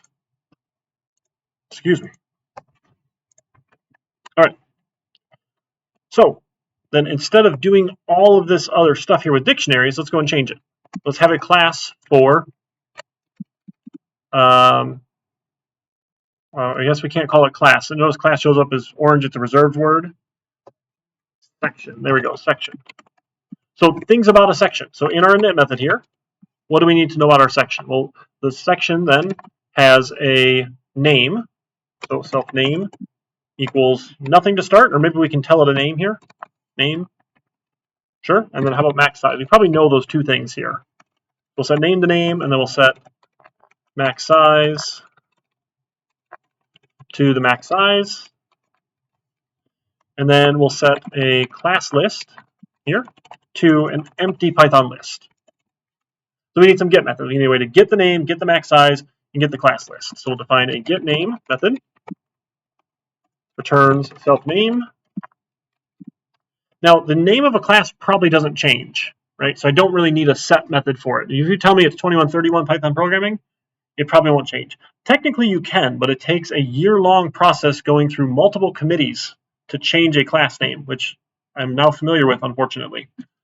So sure. Oh, sorry, Lord Taser, I missed your catch there for me. Thank you. All right, so get name, great, and then a define get max size and return the self.max size. Now this one we're allowing to change, right? So we should have a set method for it. If you can change this max size of a class, right? We had that update method. We should be able to do that. We'll have a set max size given self and max size. Now, when we're setting max size, you might want to have some sort of sanity checking here that is not negative, right? We could do that. So if max size is less than 0, we could raise a value error, right? Invalid max size. And you can also check an upper bound, like at OCC that would be 30. You're not allowed to have more than 30. Sure, that's fine, whatever. So self.max size is the max size. Okay, so gets for name, max size, set for max size. Now, the class list, when you give someone a Python list, if you remember we talked about functions and lists and lists inside of functions, you give them a list, you give them direct access to that list to change it. So they can add things to it and remove from it. So it's considered risky to give someone a list if you don't want that list to be changed outside of your class. So the solution to that is to make a copy. So we can define a get class list here that will return my self.class list sliced from beginning to end. This is going to return a copy. So they can't change it. So if they go and add or remove things from the copy, we could care less. But if I just give them my Python list here, they can go add or remove items from it outside of my class. And generally, that's bad form because that class should be protecting its integrity. Right? We're going to have the rules around you can't add more students than my class size. Right? That sort of thing. So then we need a way to add a student. So we'll have add student. Right? Given the name, we'll take our self.class list and we'll append the name. But we need to do that checking first, right? We need to make sure the length is good. So if the length of my self.class list is less than the self.max size, then I can go add, right? If it's not, then we can raise a value error. Class is already full. Now, there's better things you can do with exceptions. They don't all have to be value error. There's a whole bunch of exceptions you can use. I like value error because it's a problem with the value you gave it. Don't worry too much about it. That's probably more advanced stuff that we need. So add a student, great, and then remove student. Remove student, given the name. Now, we wanted to check to see if they were in the class already, right? So if name is not in my self.class list, they're going to raise a value error, probably a formatted string, right? Name is not in the class, right? Otherwise, we can take my self.class list and we can call remove given the name. Cool. So this way, we should probably flip this here then. So if it is greater than or equal to, is that the option? Greater than or equal to, we'll raise the value error just to remove that one line of code here. And we can feel better about ourselves. Okay, is that okay to flip? So it's if it's invalid, raise the error is generally a little nicer too, rather than if it's valid, do something, otherwise raise the error, just reading wise. So now we can interact with our class here, my section, sorry, with public functions, right? I can add and remove the students from the classes here. Okay. So getting the class name, sure, return the class name, the class list, not in the class list. We will have to fix this later because really that's okay. So what do we want to do here then? Well, we want to interact with these differently, right? We don't want a dictionary full of dictionaries. What we could do, because our dictionary is already kind of keyed with a class name and an associated value, we could associate a value of the class object or an instance of the class, of the section class we wrote here to make all these. So when we go and load our dictionary up here, we're still going to use data of 0 as the key, but then the associated value is going to be a new class. So I need to get a little bit more of this information here. So this class list of data of 0 is the class name. We'll have a key with an associated value of a section. The section needs to know the name and the max size.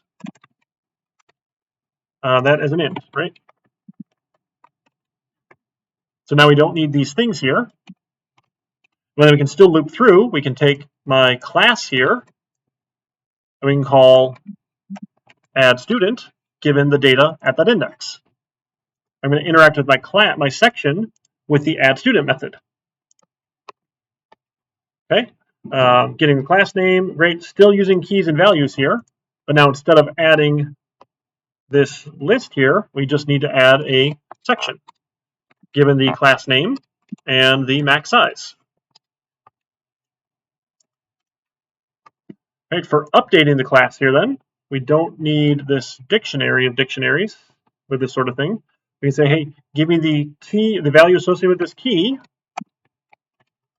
dot get max size. Tell me what the max size is.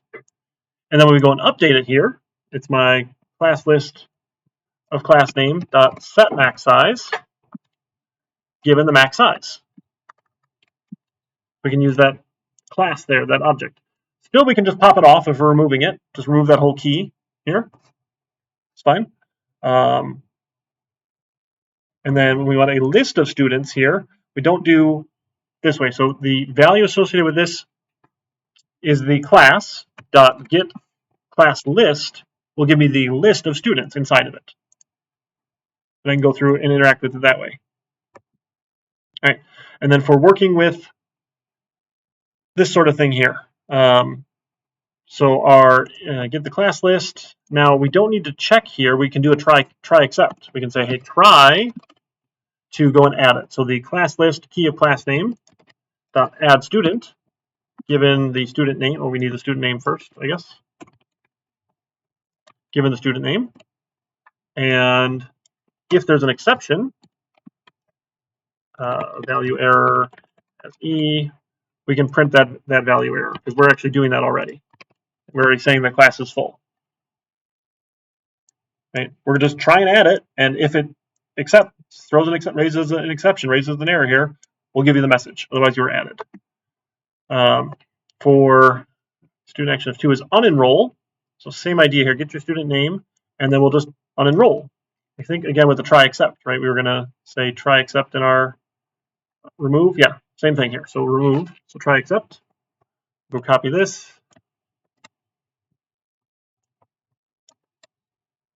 And this is remove student.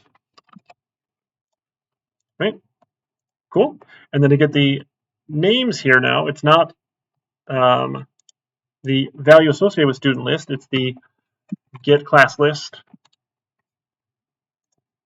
here. That should be student list, shouldn't it? Right? That shouldn't be class list.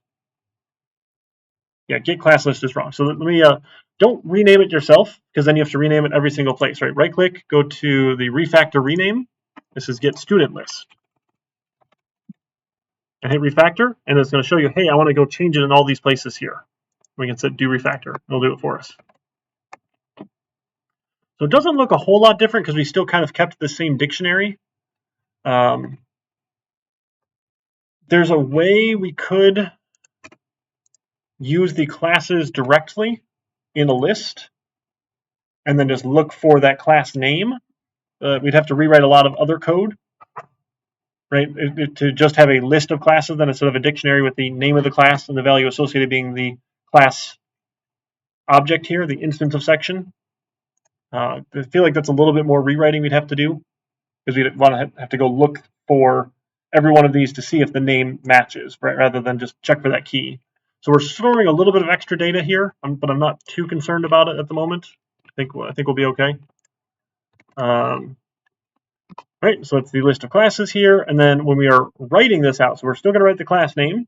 Sure, why not? This is, I guess that's really section, but that's okay. So the, yeah, we should call this section. So I'm going to call this section. Oh, okay, so name is the key, right? Because we're getting keys out each time. So the class list key of class name is the section. We can call get max size here. Let's do that as a string, and then we want to get student list here. Write the student, I'll close it all down. So it hasn't actually changed a whole lot for us to use the class here. But what's nice is that now we get functions. So instead of like having to check, hey, what was the key of max size? I can say, hey, what is that max size? Or set max size here. I don't need to go be working with other dictionary of dictionaries here. So it simplifies a little bit here. I think. Hopefully this looks a little bit nicer here with this version. And let's make sure it still runs. So it should be empty to start here. So we go to admin mode, let's add a class. Oh no, we should, because I think we still had our file. We should still have some. Let's do 1500, why not? And then 30, no more actions. And let's see if we get our file here. Class file, yeah. So we still get the class file. So it seems like it wrote it successfully, and it probably read that data successfully for us. I think we're in pretty good shape. Let's try one more here. Let's go to student mode. Let's enroll in CIS 1500 for Jeb. And then more actions, student mode. Let's list our classes for Jeb, and he should be in 3 of them. Yep, and it got all 3 that he's in. And no more. We'll go write that file, and it added Jeb to the file. Okay, so using classes, like we haven't really gained any functionality here by using an object, by using classes here. Functionality-wise, nothing changed. What changes for us is the way that we think about code and interact with our code. That's the huge benefit here. Is that now I have something that I can talk about like a noun. And hey, this is a section that you can enroll in. It has a list of students. It has a max size. We can add the prof name, right? You probably know who's teaching it. You probably know what day and time it is. You know, we can add more attributes as we go if we wanted to expand on this, that sort of thing. But we get a single place to store that information here.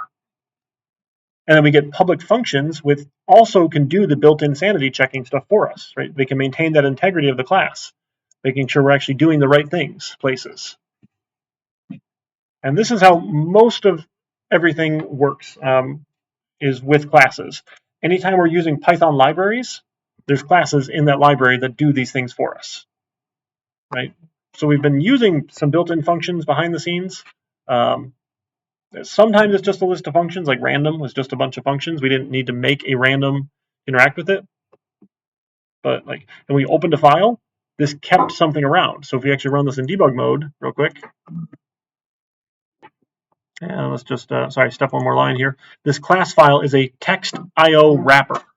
So that's the class text IO wrapper from the IO library is what we're interacting with. And it has all these functions, right? We can say class file dot. These are all the public functions. You can go do these things with this particular instance of that class. And what's particular about it is it's pointed at this file. Right? So we've been interacting with classes a lot, but now when we actually go and write our own, it's a little bit different here. Okay? All right, so I got 8 o'clock. Do you want to take a break and then come back, talk about the final project in lab, or do you want to try and power through? All right, I got to vote for break. I'm up for that. I could use some more caffeine, but I'm not talking fast enough. Okay. Music on 6 minutes. We'll talk about the lab and the final project. Okay? All right, so we want break till 8:02. Here we go.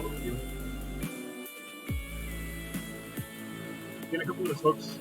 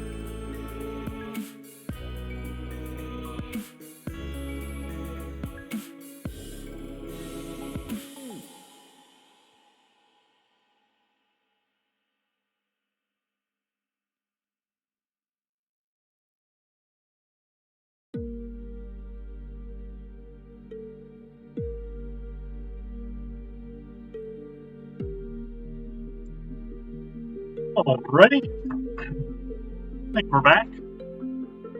Got my Coke, couple peanuts. Honey roasted are surprisingly low carb. Thought it'd be a lot more carbs. Alright, so I got a little bit more on classes I wanted to show you, and then we'll get to the lab and the final project. So just a couple last things here, because any discussion of classes is not complete without testing. Because if we want our code to be robust, we want to make sure that it does what it's supposed to do. We can, test it the way we did and actually write some code and call some methods or functions and see if the output is what we expected. But that's real failable. It's not. It doesn't really scale well. I don't want to have to do this every time I want to come here and update my class. Because ideally, the code that we're working on is going to be so useful and valuable to our organization that we'll need to maintain it. And as things change in the business, we'll need to make changes to our code. So one of the things we can do is we can write what are called unit tests. So unit tests are like the smallest level of testing that we can do. We're going to test one small unit at a time. So I can take my class and I can say go to test here, go to test. It says I don't have any. Do you want to make some new tests? We'll say, yeah, let's make some new tests, please. What do we want to test? Now, generally, I don't test the get methods separately because I'm going to test the init method once, and to see if all those values got set, I'm going to call all of the gets. So we want to test remove student, add student, and set max size. We'll say OK. So what this does is it writes code for me, and this code is code that will go out and interact with my class, and then I can see, did I get what I expected? So let's actually, I'm going to go add one more here. I'm going to define a test section init here. So again, this is generally where I test all of the get methods, because I'm going to create an instance of section, and I'm going to see, did all the values get set to what I expected them to be here? Excuse me. So with unit testing, there's a convention that I really like, is the AAA convention. And that means I'm going to arrange my code for testing. I'm going to act or call the code. I'm testing, and get values, and I'm going to assert. Did we get what we expected? Okay, that's how we do this with our convention here. So to arrange the code, so if I'm going to have a section, I'm going to have a name is like CIS 2131. I'll have a max size is, we'll say 30. And actually, I'm going to name these expected here. Expected name and expected max size. Max size. Okay, and then we're actually going to call the code. We're going to call or make an instance of the section class. Use that init method here. So I'll say here's my section is equal to a section. Section. Oh, it didn't have the imports here. We haven't really got to modules yet. I'm sorry, but we need to say from main import section.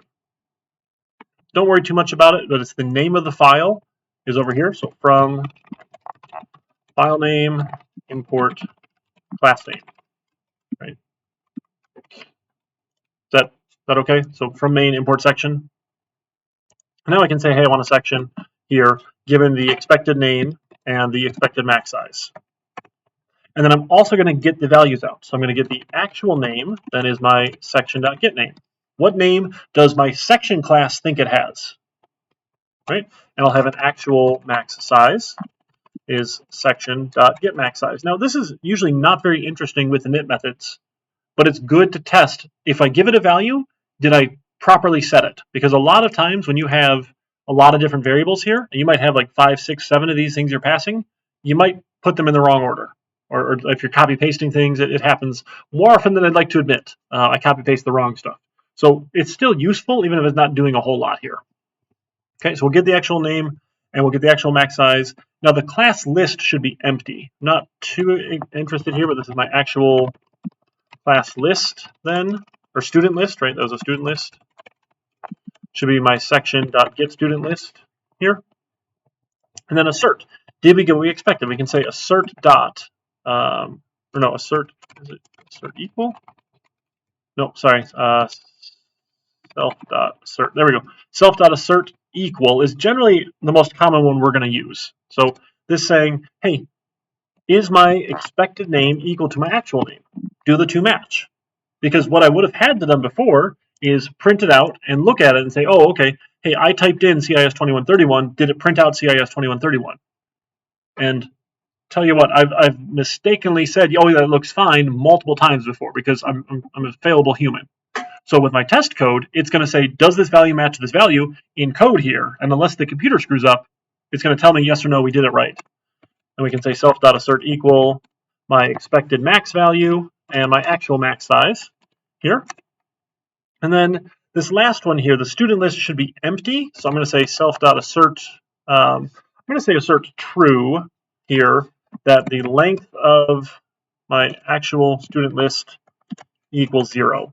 I don't know, this is not the best test for it here. Don't worry too much about it, but is it an empty list, essentially? It's, checking for an empty list. Essentially an empty list, okay?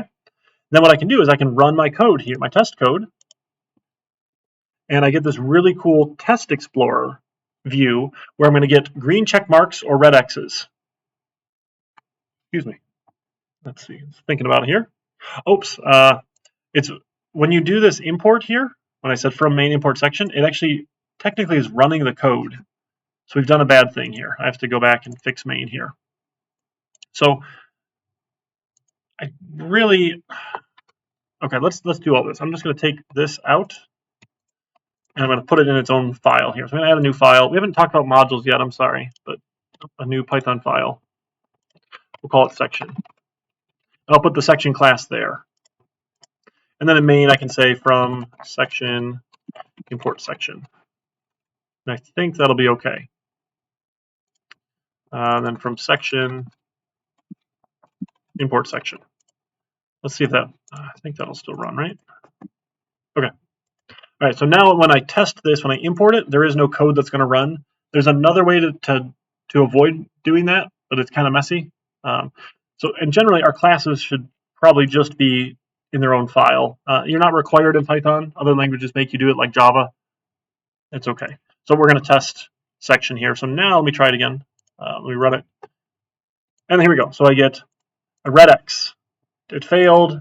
Red X, it failed. Red X, it failed. Oh, why didn't it test? Did it not? That one didn't register. Okay, now it did. That's super weird. Let me try and run them all again. Oh, sorry. So the default filter is only failed tests, because ideally we get lots and lots and lots of tests as we build this up. You probably don't want to see them all. But if you check the check mark, now I can see, hey, I get my green check versus my red X. I guess that's an orange X. So the green check, this one passed. What I expected to get is what I got. So this test passed. All these asserts worked. So if I were to change this and say, hey, I'd expect the size to be 1 here, and I run my tests again, it's going to fail. And I can go look at it and see, hey, false is not true. You expected it to be true, but it was not. So I can see something went wrong here. I can see right where it went wrong. The other cool thing you can do is you can debug your test code. I can put a breakpoint in here any place I want, and I can debug this. So I don't need to write a main method that like interacts with the user and says, hey, please enter some values. I can just give it some values here. Like, hey, here's 2 values. Go and set those values. Let's see if it worked. So I can separate actually testing if my code does what it's supposed to do from having to write some sort of user interface for the users to go and type anything they want. All right, so for max size, and this one should be pretty easy. So we'll arrange, we'll act, and we'll assert here. I only care about max size right now. So I don't care about name, and I don't care about any of the other things. So I only need max size here. So I'm actually going to make a section here in a range, and I'm going to say it's 0 to start. And then I'm going to take my section, I'm going to say set max size to the expected max size. So really only the functions that you're testing should go in the act section along with getting your values out here. So this is part of what I'm arranging. I'm setting, I need a section that I can interact with because I'm testing, does max size work? Set max size work? All right, we can run that one, and then adding student, we'll arrange, we'll act, and we'll assert. So for adding a student then, really we don't really care about the name and the size. We need a size that's bigger than 0. So sure, we'll leave those there. But we're going to call add student given a student's name. We'll say, how about Jeb here, and then we'll get the student list, the actual student list. List is equal to my section.get student list here. And then I can assert true that, and actually we should fix this. So let me put this in a nice variable name here. So this is the, how about name equals Jeb. Add Jeb, and then I can say, hey, name is in my actual student list. And not exactly what we necessarily want to be checking here, but if I give it a name, is it added in there? Is a basic test of what we want to do here. Excuse me. So we can check, did it work? Right. So now, and then for removing a student, well, that student has to be in the list first, and then we have to remove it, and then it shouldn't be in the list anymore. So that's fine. So we'll set the max size to 30. It should work here. We'll take our section. We'll call add student. We need the name equals Jeb. So we'll add the name, and then I can call remove student given the name, and then I'll get my student list here. And then we can probably assert that it's empty. Again, lots of different ways of going about checking these sorts of things here, but for now I'll just say, hey, it's empty. I added somebody, I removed them, it should be empty. Right? I can run my tests. And they all passed. Now, hopefully what you're thinking is, well, Eric, you haven't tested everything yet. Well, it's true. We haven't checked to see if we have too many students if we get an error, which is important, right? We wrote this code. We want to make sure this code works, right? So I'm going to go back to my test here. I'm going to make another test here. So this is add student. We'll just copy paste all this. And then what's helpful is having a nice name for the functions here. So this is add student, raises error when full, right? So when it's full, it should raise an error. So if my expected class size is 0 here, and I try and add somebody, I should get an exception. Now there's a way to do this that I have to Google here because I can never remember. So Python unit test expected exception. Is this it? Assert raises. Here we go. So we call assert raises that this exception happens when we do this function here. So you sort of skip some of this act stuff here, which is okay. We're not going to worry too much about it here because an exception like ends the code. So we don't need to do too much crazy stuff here. So there is no real, like it's act and assert kind of at the same time for exception testing. So we'll call self.assert raises. And what error? It should be a value error when we call add section.addStudent, given a name. So that's our test. So if it raises a value error, we're saying good job. That was supposed to happen, right? If the section was full, it shouldn't let you enroll. We can give that one a run. Uh-oh. And it fails. What does it say? It says class is already full. Value error, class was already full. All right, we did something wrong. What did we do wrong here?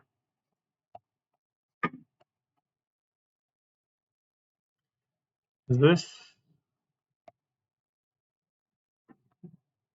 didn't work.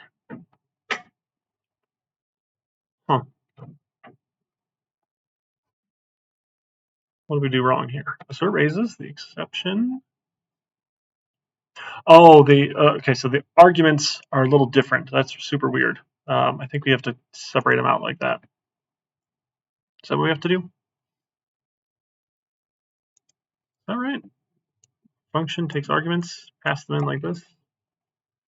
Oh my goodness. Assert raises. Okay, sure. Let's do that. We'll say this with syntax. That looks. This one got a lot of upvotes here, right? Oh no, these ones other got votes, but self-assert true. My goodness, this one got the most. Assert raises some exception. Function. Comma arguments. All right, sorry. This is name. Is that what we need to do? We'll get this to work. Sorry. No. How about the with? We'll try that with syntax. I think that one was worked. With assert raises. Sure. Value error as context. Sure, why not? Add student the name. And then, sure. Let's try this one. Hey, that one passes. Okay. Oh. No, because that wasn't in there. All right, I've done this before. I'm sorry. I don't know why this Google didn't work here. Come on. With assert raises. Self-assert raises value error. And that add name. Is that it?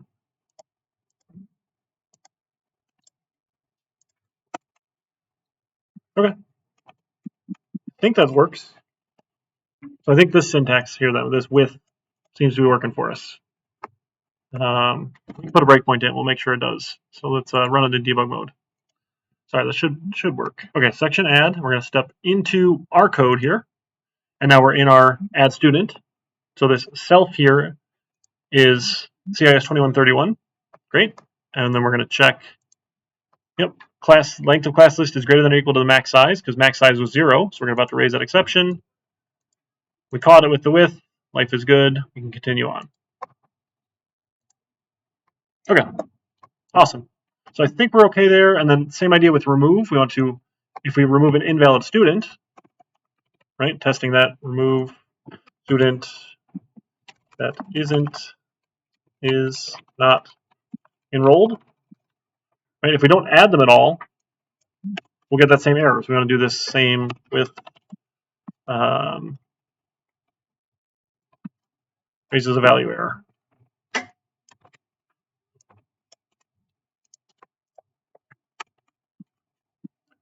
Right, so that should cause an error. Not enrolled raises value error.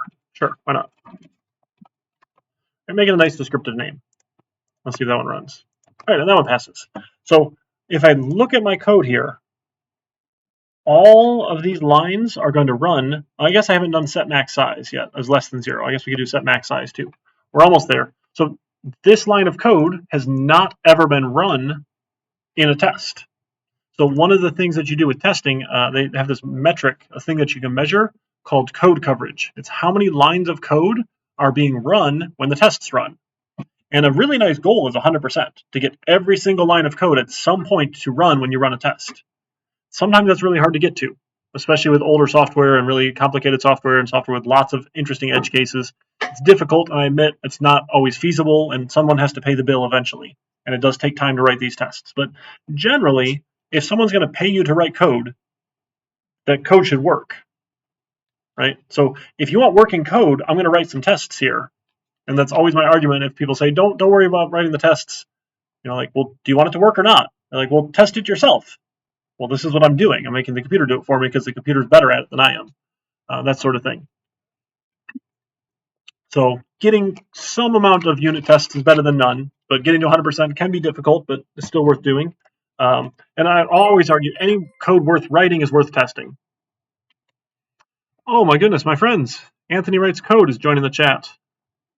Thanks for joining along our Python class. We're just finishing up our testing here for our little example class here. So let's check our max size.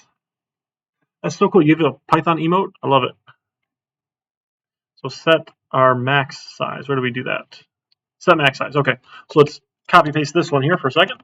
And we expect this one to fail then. Raises error on negative value. Why not? So if I set the max size to like negative something, negative 30, we'd expect this to crash here. So we'll say our width, and then where was that? I'll just copy paste. Raises value error, and try our code. All right, thanks so much for dropping by. I appreciate it, my friend. Negative value. There we go. So here's our width line. We should expect this to fail here, and then we just don't need anything else. All right, let's give that one a run. So you can run individual tests with the single run, or you can run all your tests with the main class level run if you want to see them all run.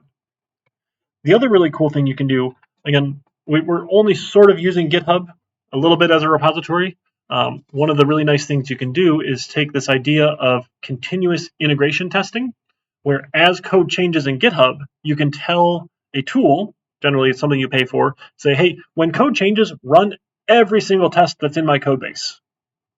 So it will go out and run every single test that's out there, and then if something crashes or fails and doesn't pass that used to pass, it can go alert somebody. And generally you get on someone's naughty list, right? Like, hey, you broke a test. The change that you made in code changed some expected behavior somewhere else. So we need to go fix it, right? Because we don't want to change someone else's expected behavior if that rest of the code relies on it. So as you get larger and larger projects with more and more people working on them, we need a way to make sure we don't break something that someone else did. So if we have unit tests in place, the computer can run them automatically whenever code changes in GitHub, and we can test it.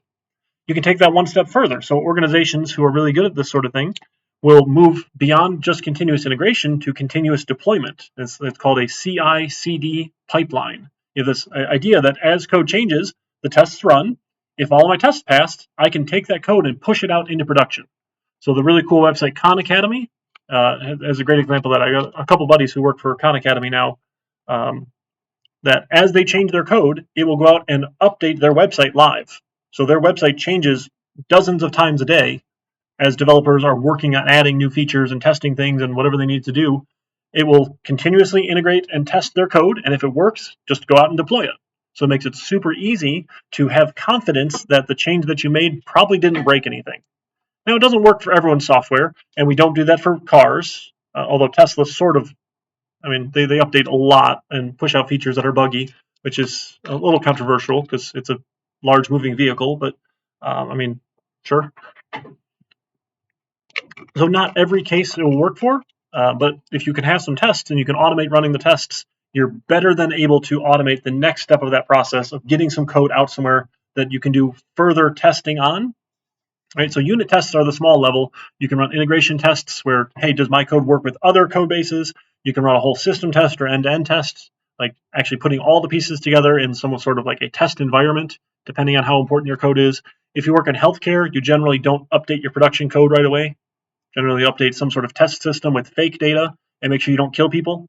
That's kind of important, that we don't kill people in software. And then you can eventually then deploy it out to production and all sorts of that fun stuff there. All right, so testing. Let me commit this one here. This is tests. This is huge and super helpful. Now, technically, you can run unit tests on things that aren't classes. You can just test individual functions out of a file. You can do that. Sure, but I'd like to introduce this when we talk about classes, because this idea of encapsulation, I want to take all the details, I want to take all the things that this noun does and bundle it together into one nice little package. It's fantastic. And I can take all those details and put it together, and then I can make sure it does what it's supposed to do. So when we talk about our next lab, then is it this one? Yeah, here we go. So we'll do another lab here. So this will be lab 8. Lab 8. Classes. This will be for next week, 6 p.m. It's 10 points. Labs. Excuse me. Check out our classroom link. Things are making noises, and I don't know why. Oh, thanks for following along. That's what it is. Appreciate it, my friend.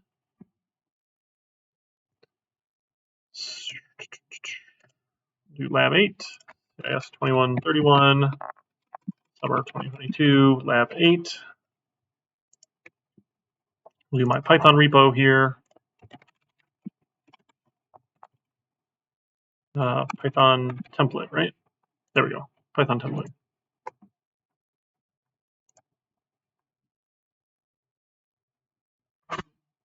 So I won't ask for you to do unit tests. It's a real handy thing, but we already have a lot of things coming at us in just these last 3 weeks. So we'll just do a quick class example here. Please submit the URL to your repository. So we're going to write a class, electric vehicle. It should have attributes for max kilowatt hours. Okay, let's do like a list here. Max kilowatt hours, current kilowatt hours, and color, and how about make and model?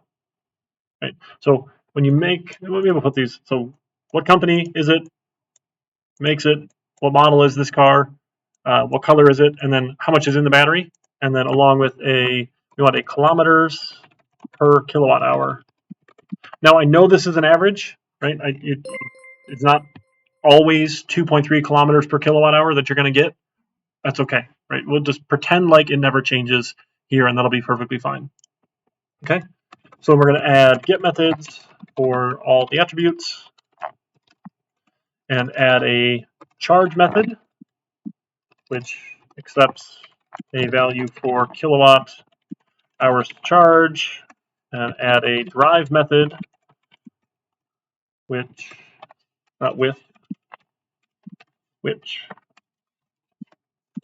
accepts a value for kilometers to drive. So you need to calculate the number of kilowatt hours required and subtract from the current kilowatt hours, or raise an exception if you don't have enough battery charge.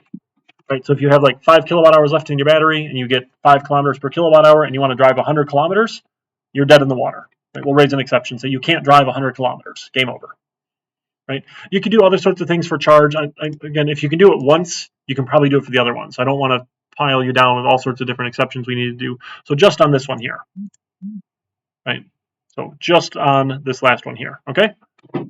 So all we need is the class. So all you need is the class. You can have code that uses it, or test code if you want. Right? But just writing the class for electric vehicle with these attributes. So you probably, some of these things should be fixed in the init method, like make and model. Once it's a Chevy Bolt, it's never not a Chevy Bolt. I mean, I guess I could go tinker with it, but it's still like is a Chevy Bolt, right? The kilometers per kilowatt hour could possibly change if you want to add a set one for that. Perfectly fine. Max is probably, I guess it will reduce. It will never increase, right? Eventually, our lithium-ion batteries decrease in max. So if you want to add sets, that's fine. I don't really care if you add the sets or not, right? You just add the get methods for the attributes and then charge and drive, because that's our main way of interacting. Those are the main verbs that we use when we interact with the car, right? You can change the color if you want. Yeah, take it to the paint shop. You can set the color, sure. Add methods if you want. That makes sense? So if something should change, we should have a set method for it, or maybe even better, like a degrade battery method would slowly reduce. And I don't know how it all works. You might be like take 1% off the max. I don't know how any of this stuff actually works in the real world, but we just want to write a class that can represent an electric vehicle. So I can make a Chevy Bolt, or I can make a Tesla Model S, or I can make a Lucid Air? Don't they make something now? I heard good reviews about their stuff. The Nissan Leaf, any sort of electric vehicle you want here. The new Ford Lightning or the Mustang Mach-E is supposed to be pretty fun. So that sort of thing. So that's what we're going to work on for the lab exercise. That one make sense? All right. And then the final project, the more interesting one here, our final project. Final project. So this is due, so we're going to present on 8/22. That's our last week of class, and summer starts, or fall starts the very next week, which is crazy. So we don't even have a full week off, which is rough for Mondays, but that's okay. So this one is, I believe, 40, if I did that right. Let me double check, right? And I just want to make sure I get this right in here. Oh, where'd it go? Yeah, 40 points here for that one. For final project here. Okay. And then another GitHub Classroom link. There's 2131, summer 2, final project.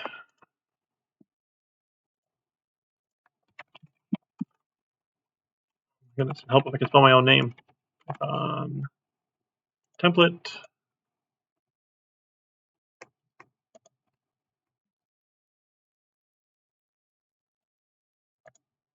All right. Please submit the URL to your repository. And then presentations are mandatory. Won't score without it. So generally, it's a lot of fun to see what other people came up with here. This is, I'll just leave it as no category then. All right, so we're going to write a blackjack simulator. So if you ever played the game Blackjack, it's a card game, and we want the Wikipedia page here for it. We don't need all of the rules because there are lots of interesting rules that make this much harder than it needs to be. Okay, so we're going to do a simple simulator here. We're going to have a single player versus the dealer. Okay, so what this means as a simulator, though, is that we don't need to write a user interface that lets the user play. All we want to do is say, hey, let's play a game and see what kind of hand the player gets. Right? I guess player should be like in quotes here. And then we'll say, okay, I will randomly pick hit or stay. So with blackjack, the goal is to get to 21 but not go over, and then to end higher than the dealer. So the dealer always goes last because the house has the edge in this game here. So everyone gets 2 cards, and then you can take more cards or you can stop. You can stay or you can hit. So hit is another card. So your face cards, your 10, your jack, your queen, and your king all are worth 10 points. The ace is worth 1 or 11. If you just want to say it's always 11, I'm perfectly fine with that. It will skew some results, but it doesn't really matter at all. That's going to be fine here. So ace can always count as 11 if you want, because that's just, it gets a little bit more complicated otherwise. So what we want to do then is we want to, we'll say play, we'll say about, so 50, 2 cards in a deck times 6. 300 something, so like 10,000 hands, and count how often the player wins or draws or loses for each starting value when staying and hitting. I think actually we might probably need another magnitude of 10, probably 100,000. So the idea here is we'll end up with some sort of table when we're done of, okay, my starting value was 4. That's the lowest you can get is 4. So if you have a 2 and a 2, you have a starting value of 4. You have a starting value of 5 or 6 or 7 or 8 or 9 or 10. So anywhere between 4 and 21 you can start with. I guess if you started with 2 aces, we would count that as 22, and that'd be bad. That's fine. I guess that's probably pretty rare. We don't care too much because it'll get more complex otherwise. So we'll end up with a table of results for starting values from 4 to 22. It's bad, but it's okay. And then a count of win, loss,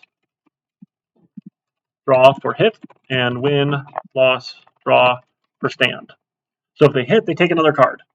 And then we see who wins. So the dealer has a very specific rule that they have to follow. The player can do anything they want. They can stop at 4. No one ever stops at 4 because that's dumb. But you can if you want, right? No one's going to stop you, and the casino will happily take your money.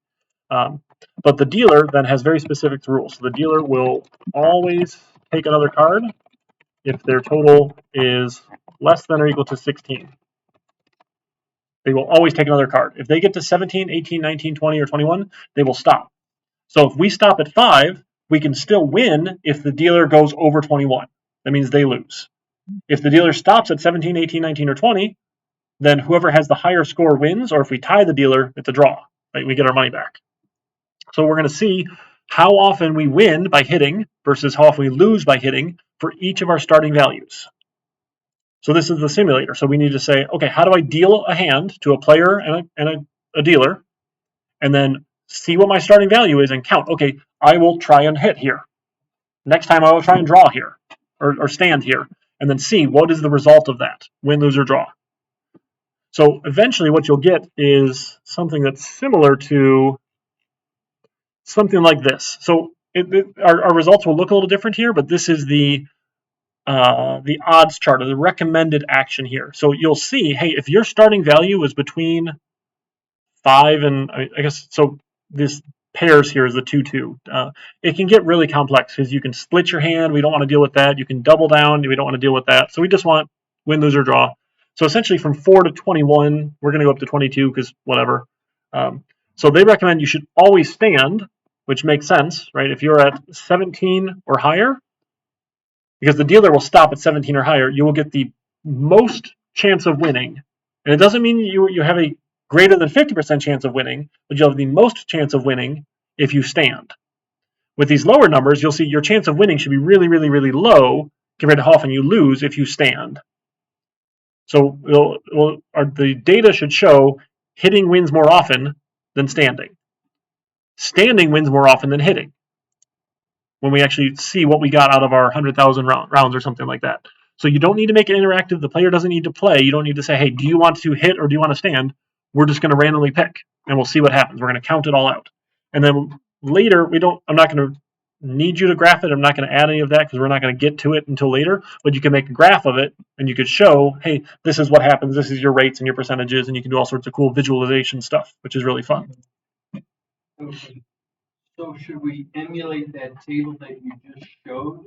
No, so like if our range is 18 to 21 on our card, then we just stand. No, so we're going to build the simulator that will give us the data to produce that chart. So we're going to say, okay, half the time I'll hit, half the time I'll stand.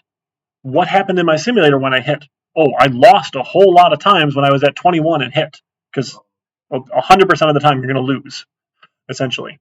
Or should I use the random? So we can just like pick a random number 1 or 2. On a random 1, take a card. On a random 2, don't take a card. And we'll record the results. When my starting hand was 15 and I took another card, how many wins did I get? How many losses losses did I get? How many draws did I get? When my starting total was 15 and I stopped taking cards, how many wins did I get? how many losses did I get, and how many draws did I get. That's why it needs to be a lot, because our range is about 20 different values or so, and we need to do this enough times. It might not need a whole 100,000 or so, but somewhere around there ought to be pretty good. 10,000 might not be quite enough to give us some good data. We only have a couple results across each one of those. So, and the other thing, if you bust, so if you go over 21, the dealer automatically wins. So it doesn't matter what happens to the dealer's hand if you go over 21. So that's the reason why casinos love this game, because the dealer has the odds of winning. They will make money the more people play blackjack. Right? It's guaranteed. You can slightly skew the odds in your favor if you're counting cards, which they will throw you out of the casino for. And again, there's other things they can do. So generally when you play blackjack, it's done with like 6 or 8 decks of cards all shuffled together, not just a single deck of cards.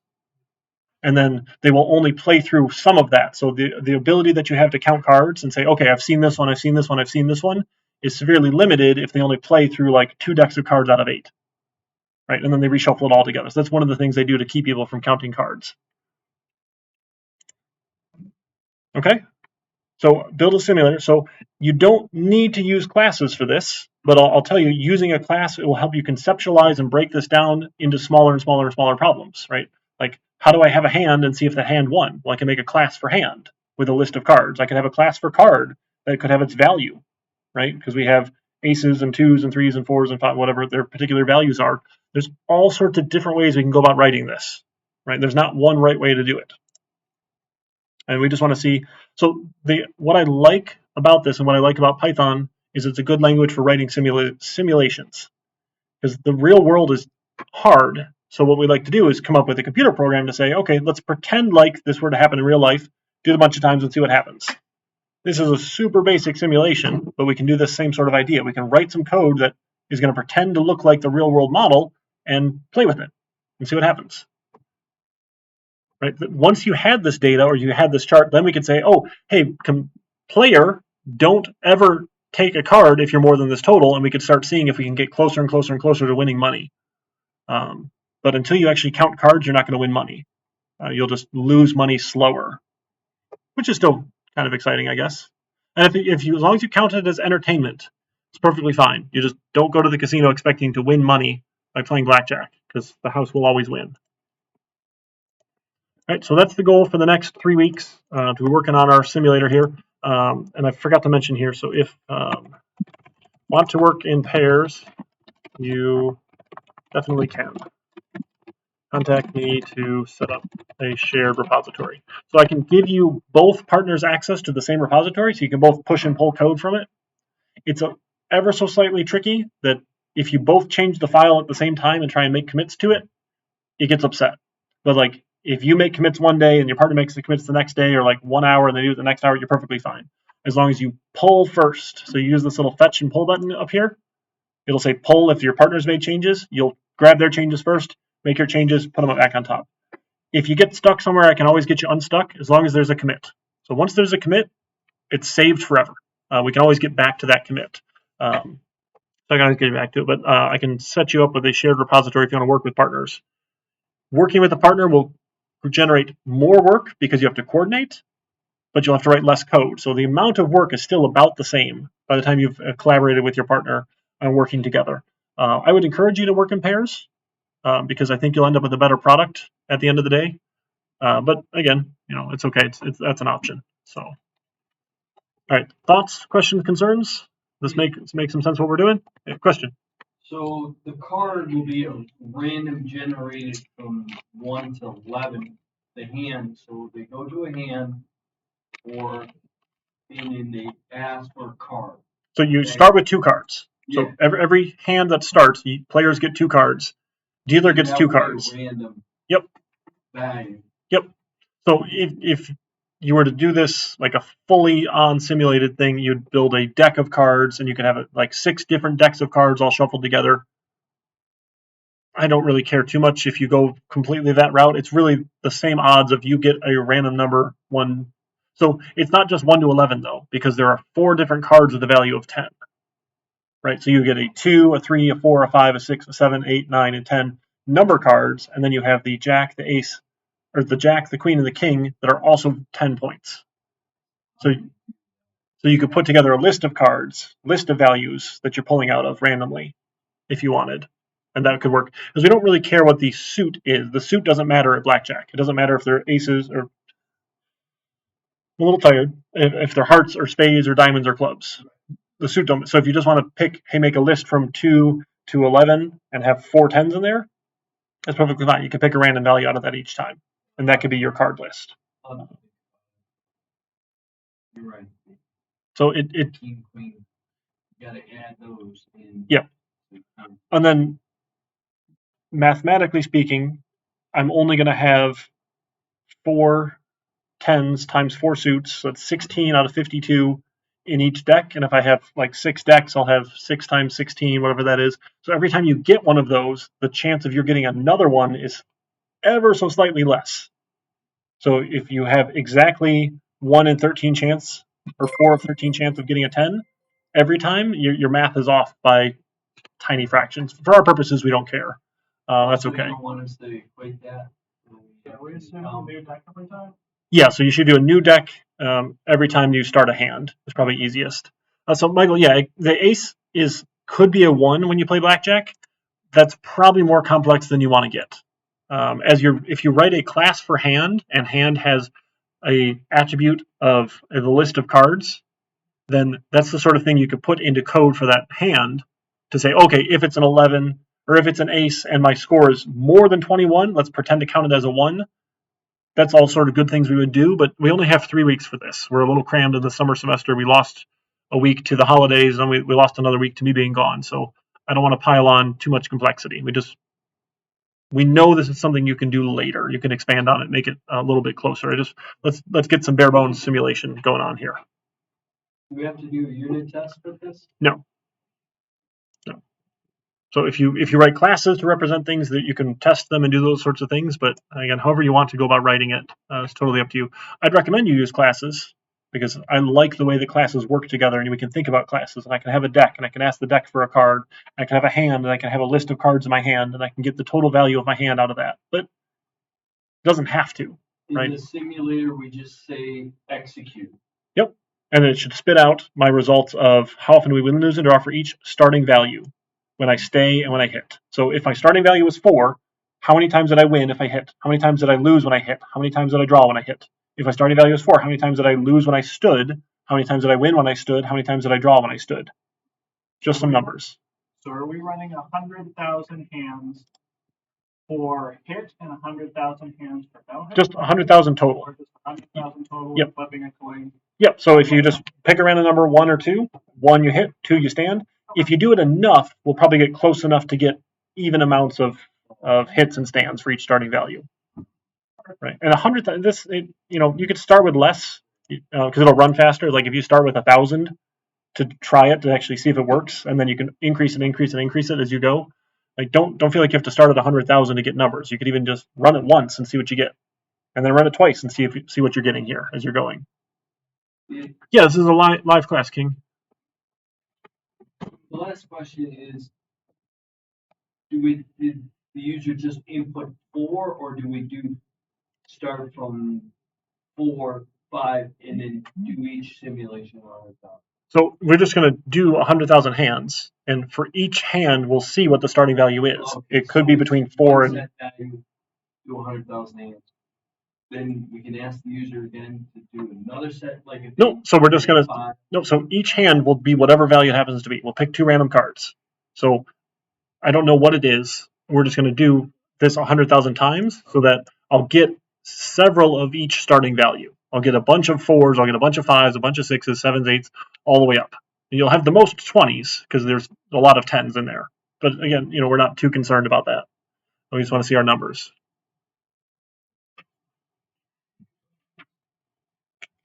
Yeah, so the goal of this is to assume it's simple, right? We can definitely add in more complexity and make it better, but with 3 weeks left, I want to keep it relatively simple here. But again, it'll still be interesting enough, and if your data doesn't look like you lost a bunch when you hit, then something's probably wrong. So like if you look at this chart of hit is the good option here because they won more often. It doesn't mean that they didn't lose a bunch. They just won more often when they hit. And then the thing that happens in blackjack is actually it's not just one choice. So we're just going to deal with a single choice and end it. Because what happens is if you're at a 4 and you take another card and it takes you up to 7, you can take another card if you want. And then if you're at 13, you can take another card if you want. There's no limit to the amount of cards you can take until you bust. So that's, again, is more complex, and we don't really need to care. Like, it doesn't actually matter that much to us here. We end up with like less starting values essentially, but that's okay. So we'll just do one card, hit or stand, and then see what happens. Let the dealer figure out what they need to do. Right, and this double down, it's other rules we don't need to worry about here. So just assume hit and stand. Try and keep it a little basic here, but have a little fun simulator. So you folks who are remote, we can do a Zoom session, and you can hop on and share your screen from there. So the goal is it's about a 5, maybe 10, but it's almost never 10, 5 minutes or less presentation of, hey, let me run it, look at my data, and then here's what my code was. And then we might have some, hey, what did you think was interesting? How did you do this piece here? Or what was hard? That sort of thing. And that's it for a presentation. But the goal is everyone gets a chance to talk about their code, because eventually in the real world and industry, you'll have a chance to present something in front of people. And generally it's a group of peers. Hopefully it's not always to management and stressful, that sort of thing. But like, let's present it to our peers here and get some feedback and see what everyone thought. You can do a whole polished, fancy presentation for management if you want with a nice looking product. But this is just, hey, here's some code. Here's what it does. Just show off to your friends. Okay? All right. So I got 9 o'clock. So we got till 10 to get working on the lab and the final project. I'll be hanging out here. And we'll go from there. If you got any thoughts, questions, or concerns, let me know. And so folks online, hit me up on Discord or send me a text or email. And I definitely can screen share with you tonight as well. Thanks, everybody. And thanks again, Anthony, for bringing everybody by. Good to see you, folks. You can check out my YouTube if you want here. We've got to plug that, right? If you're curious. Take care, everybody.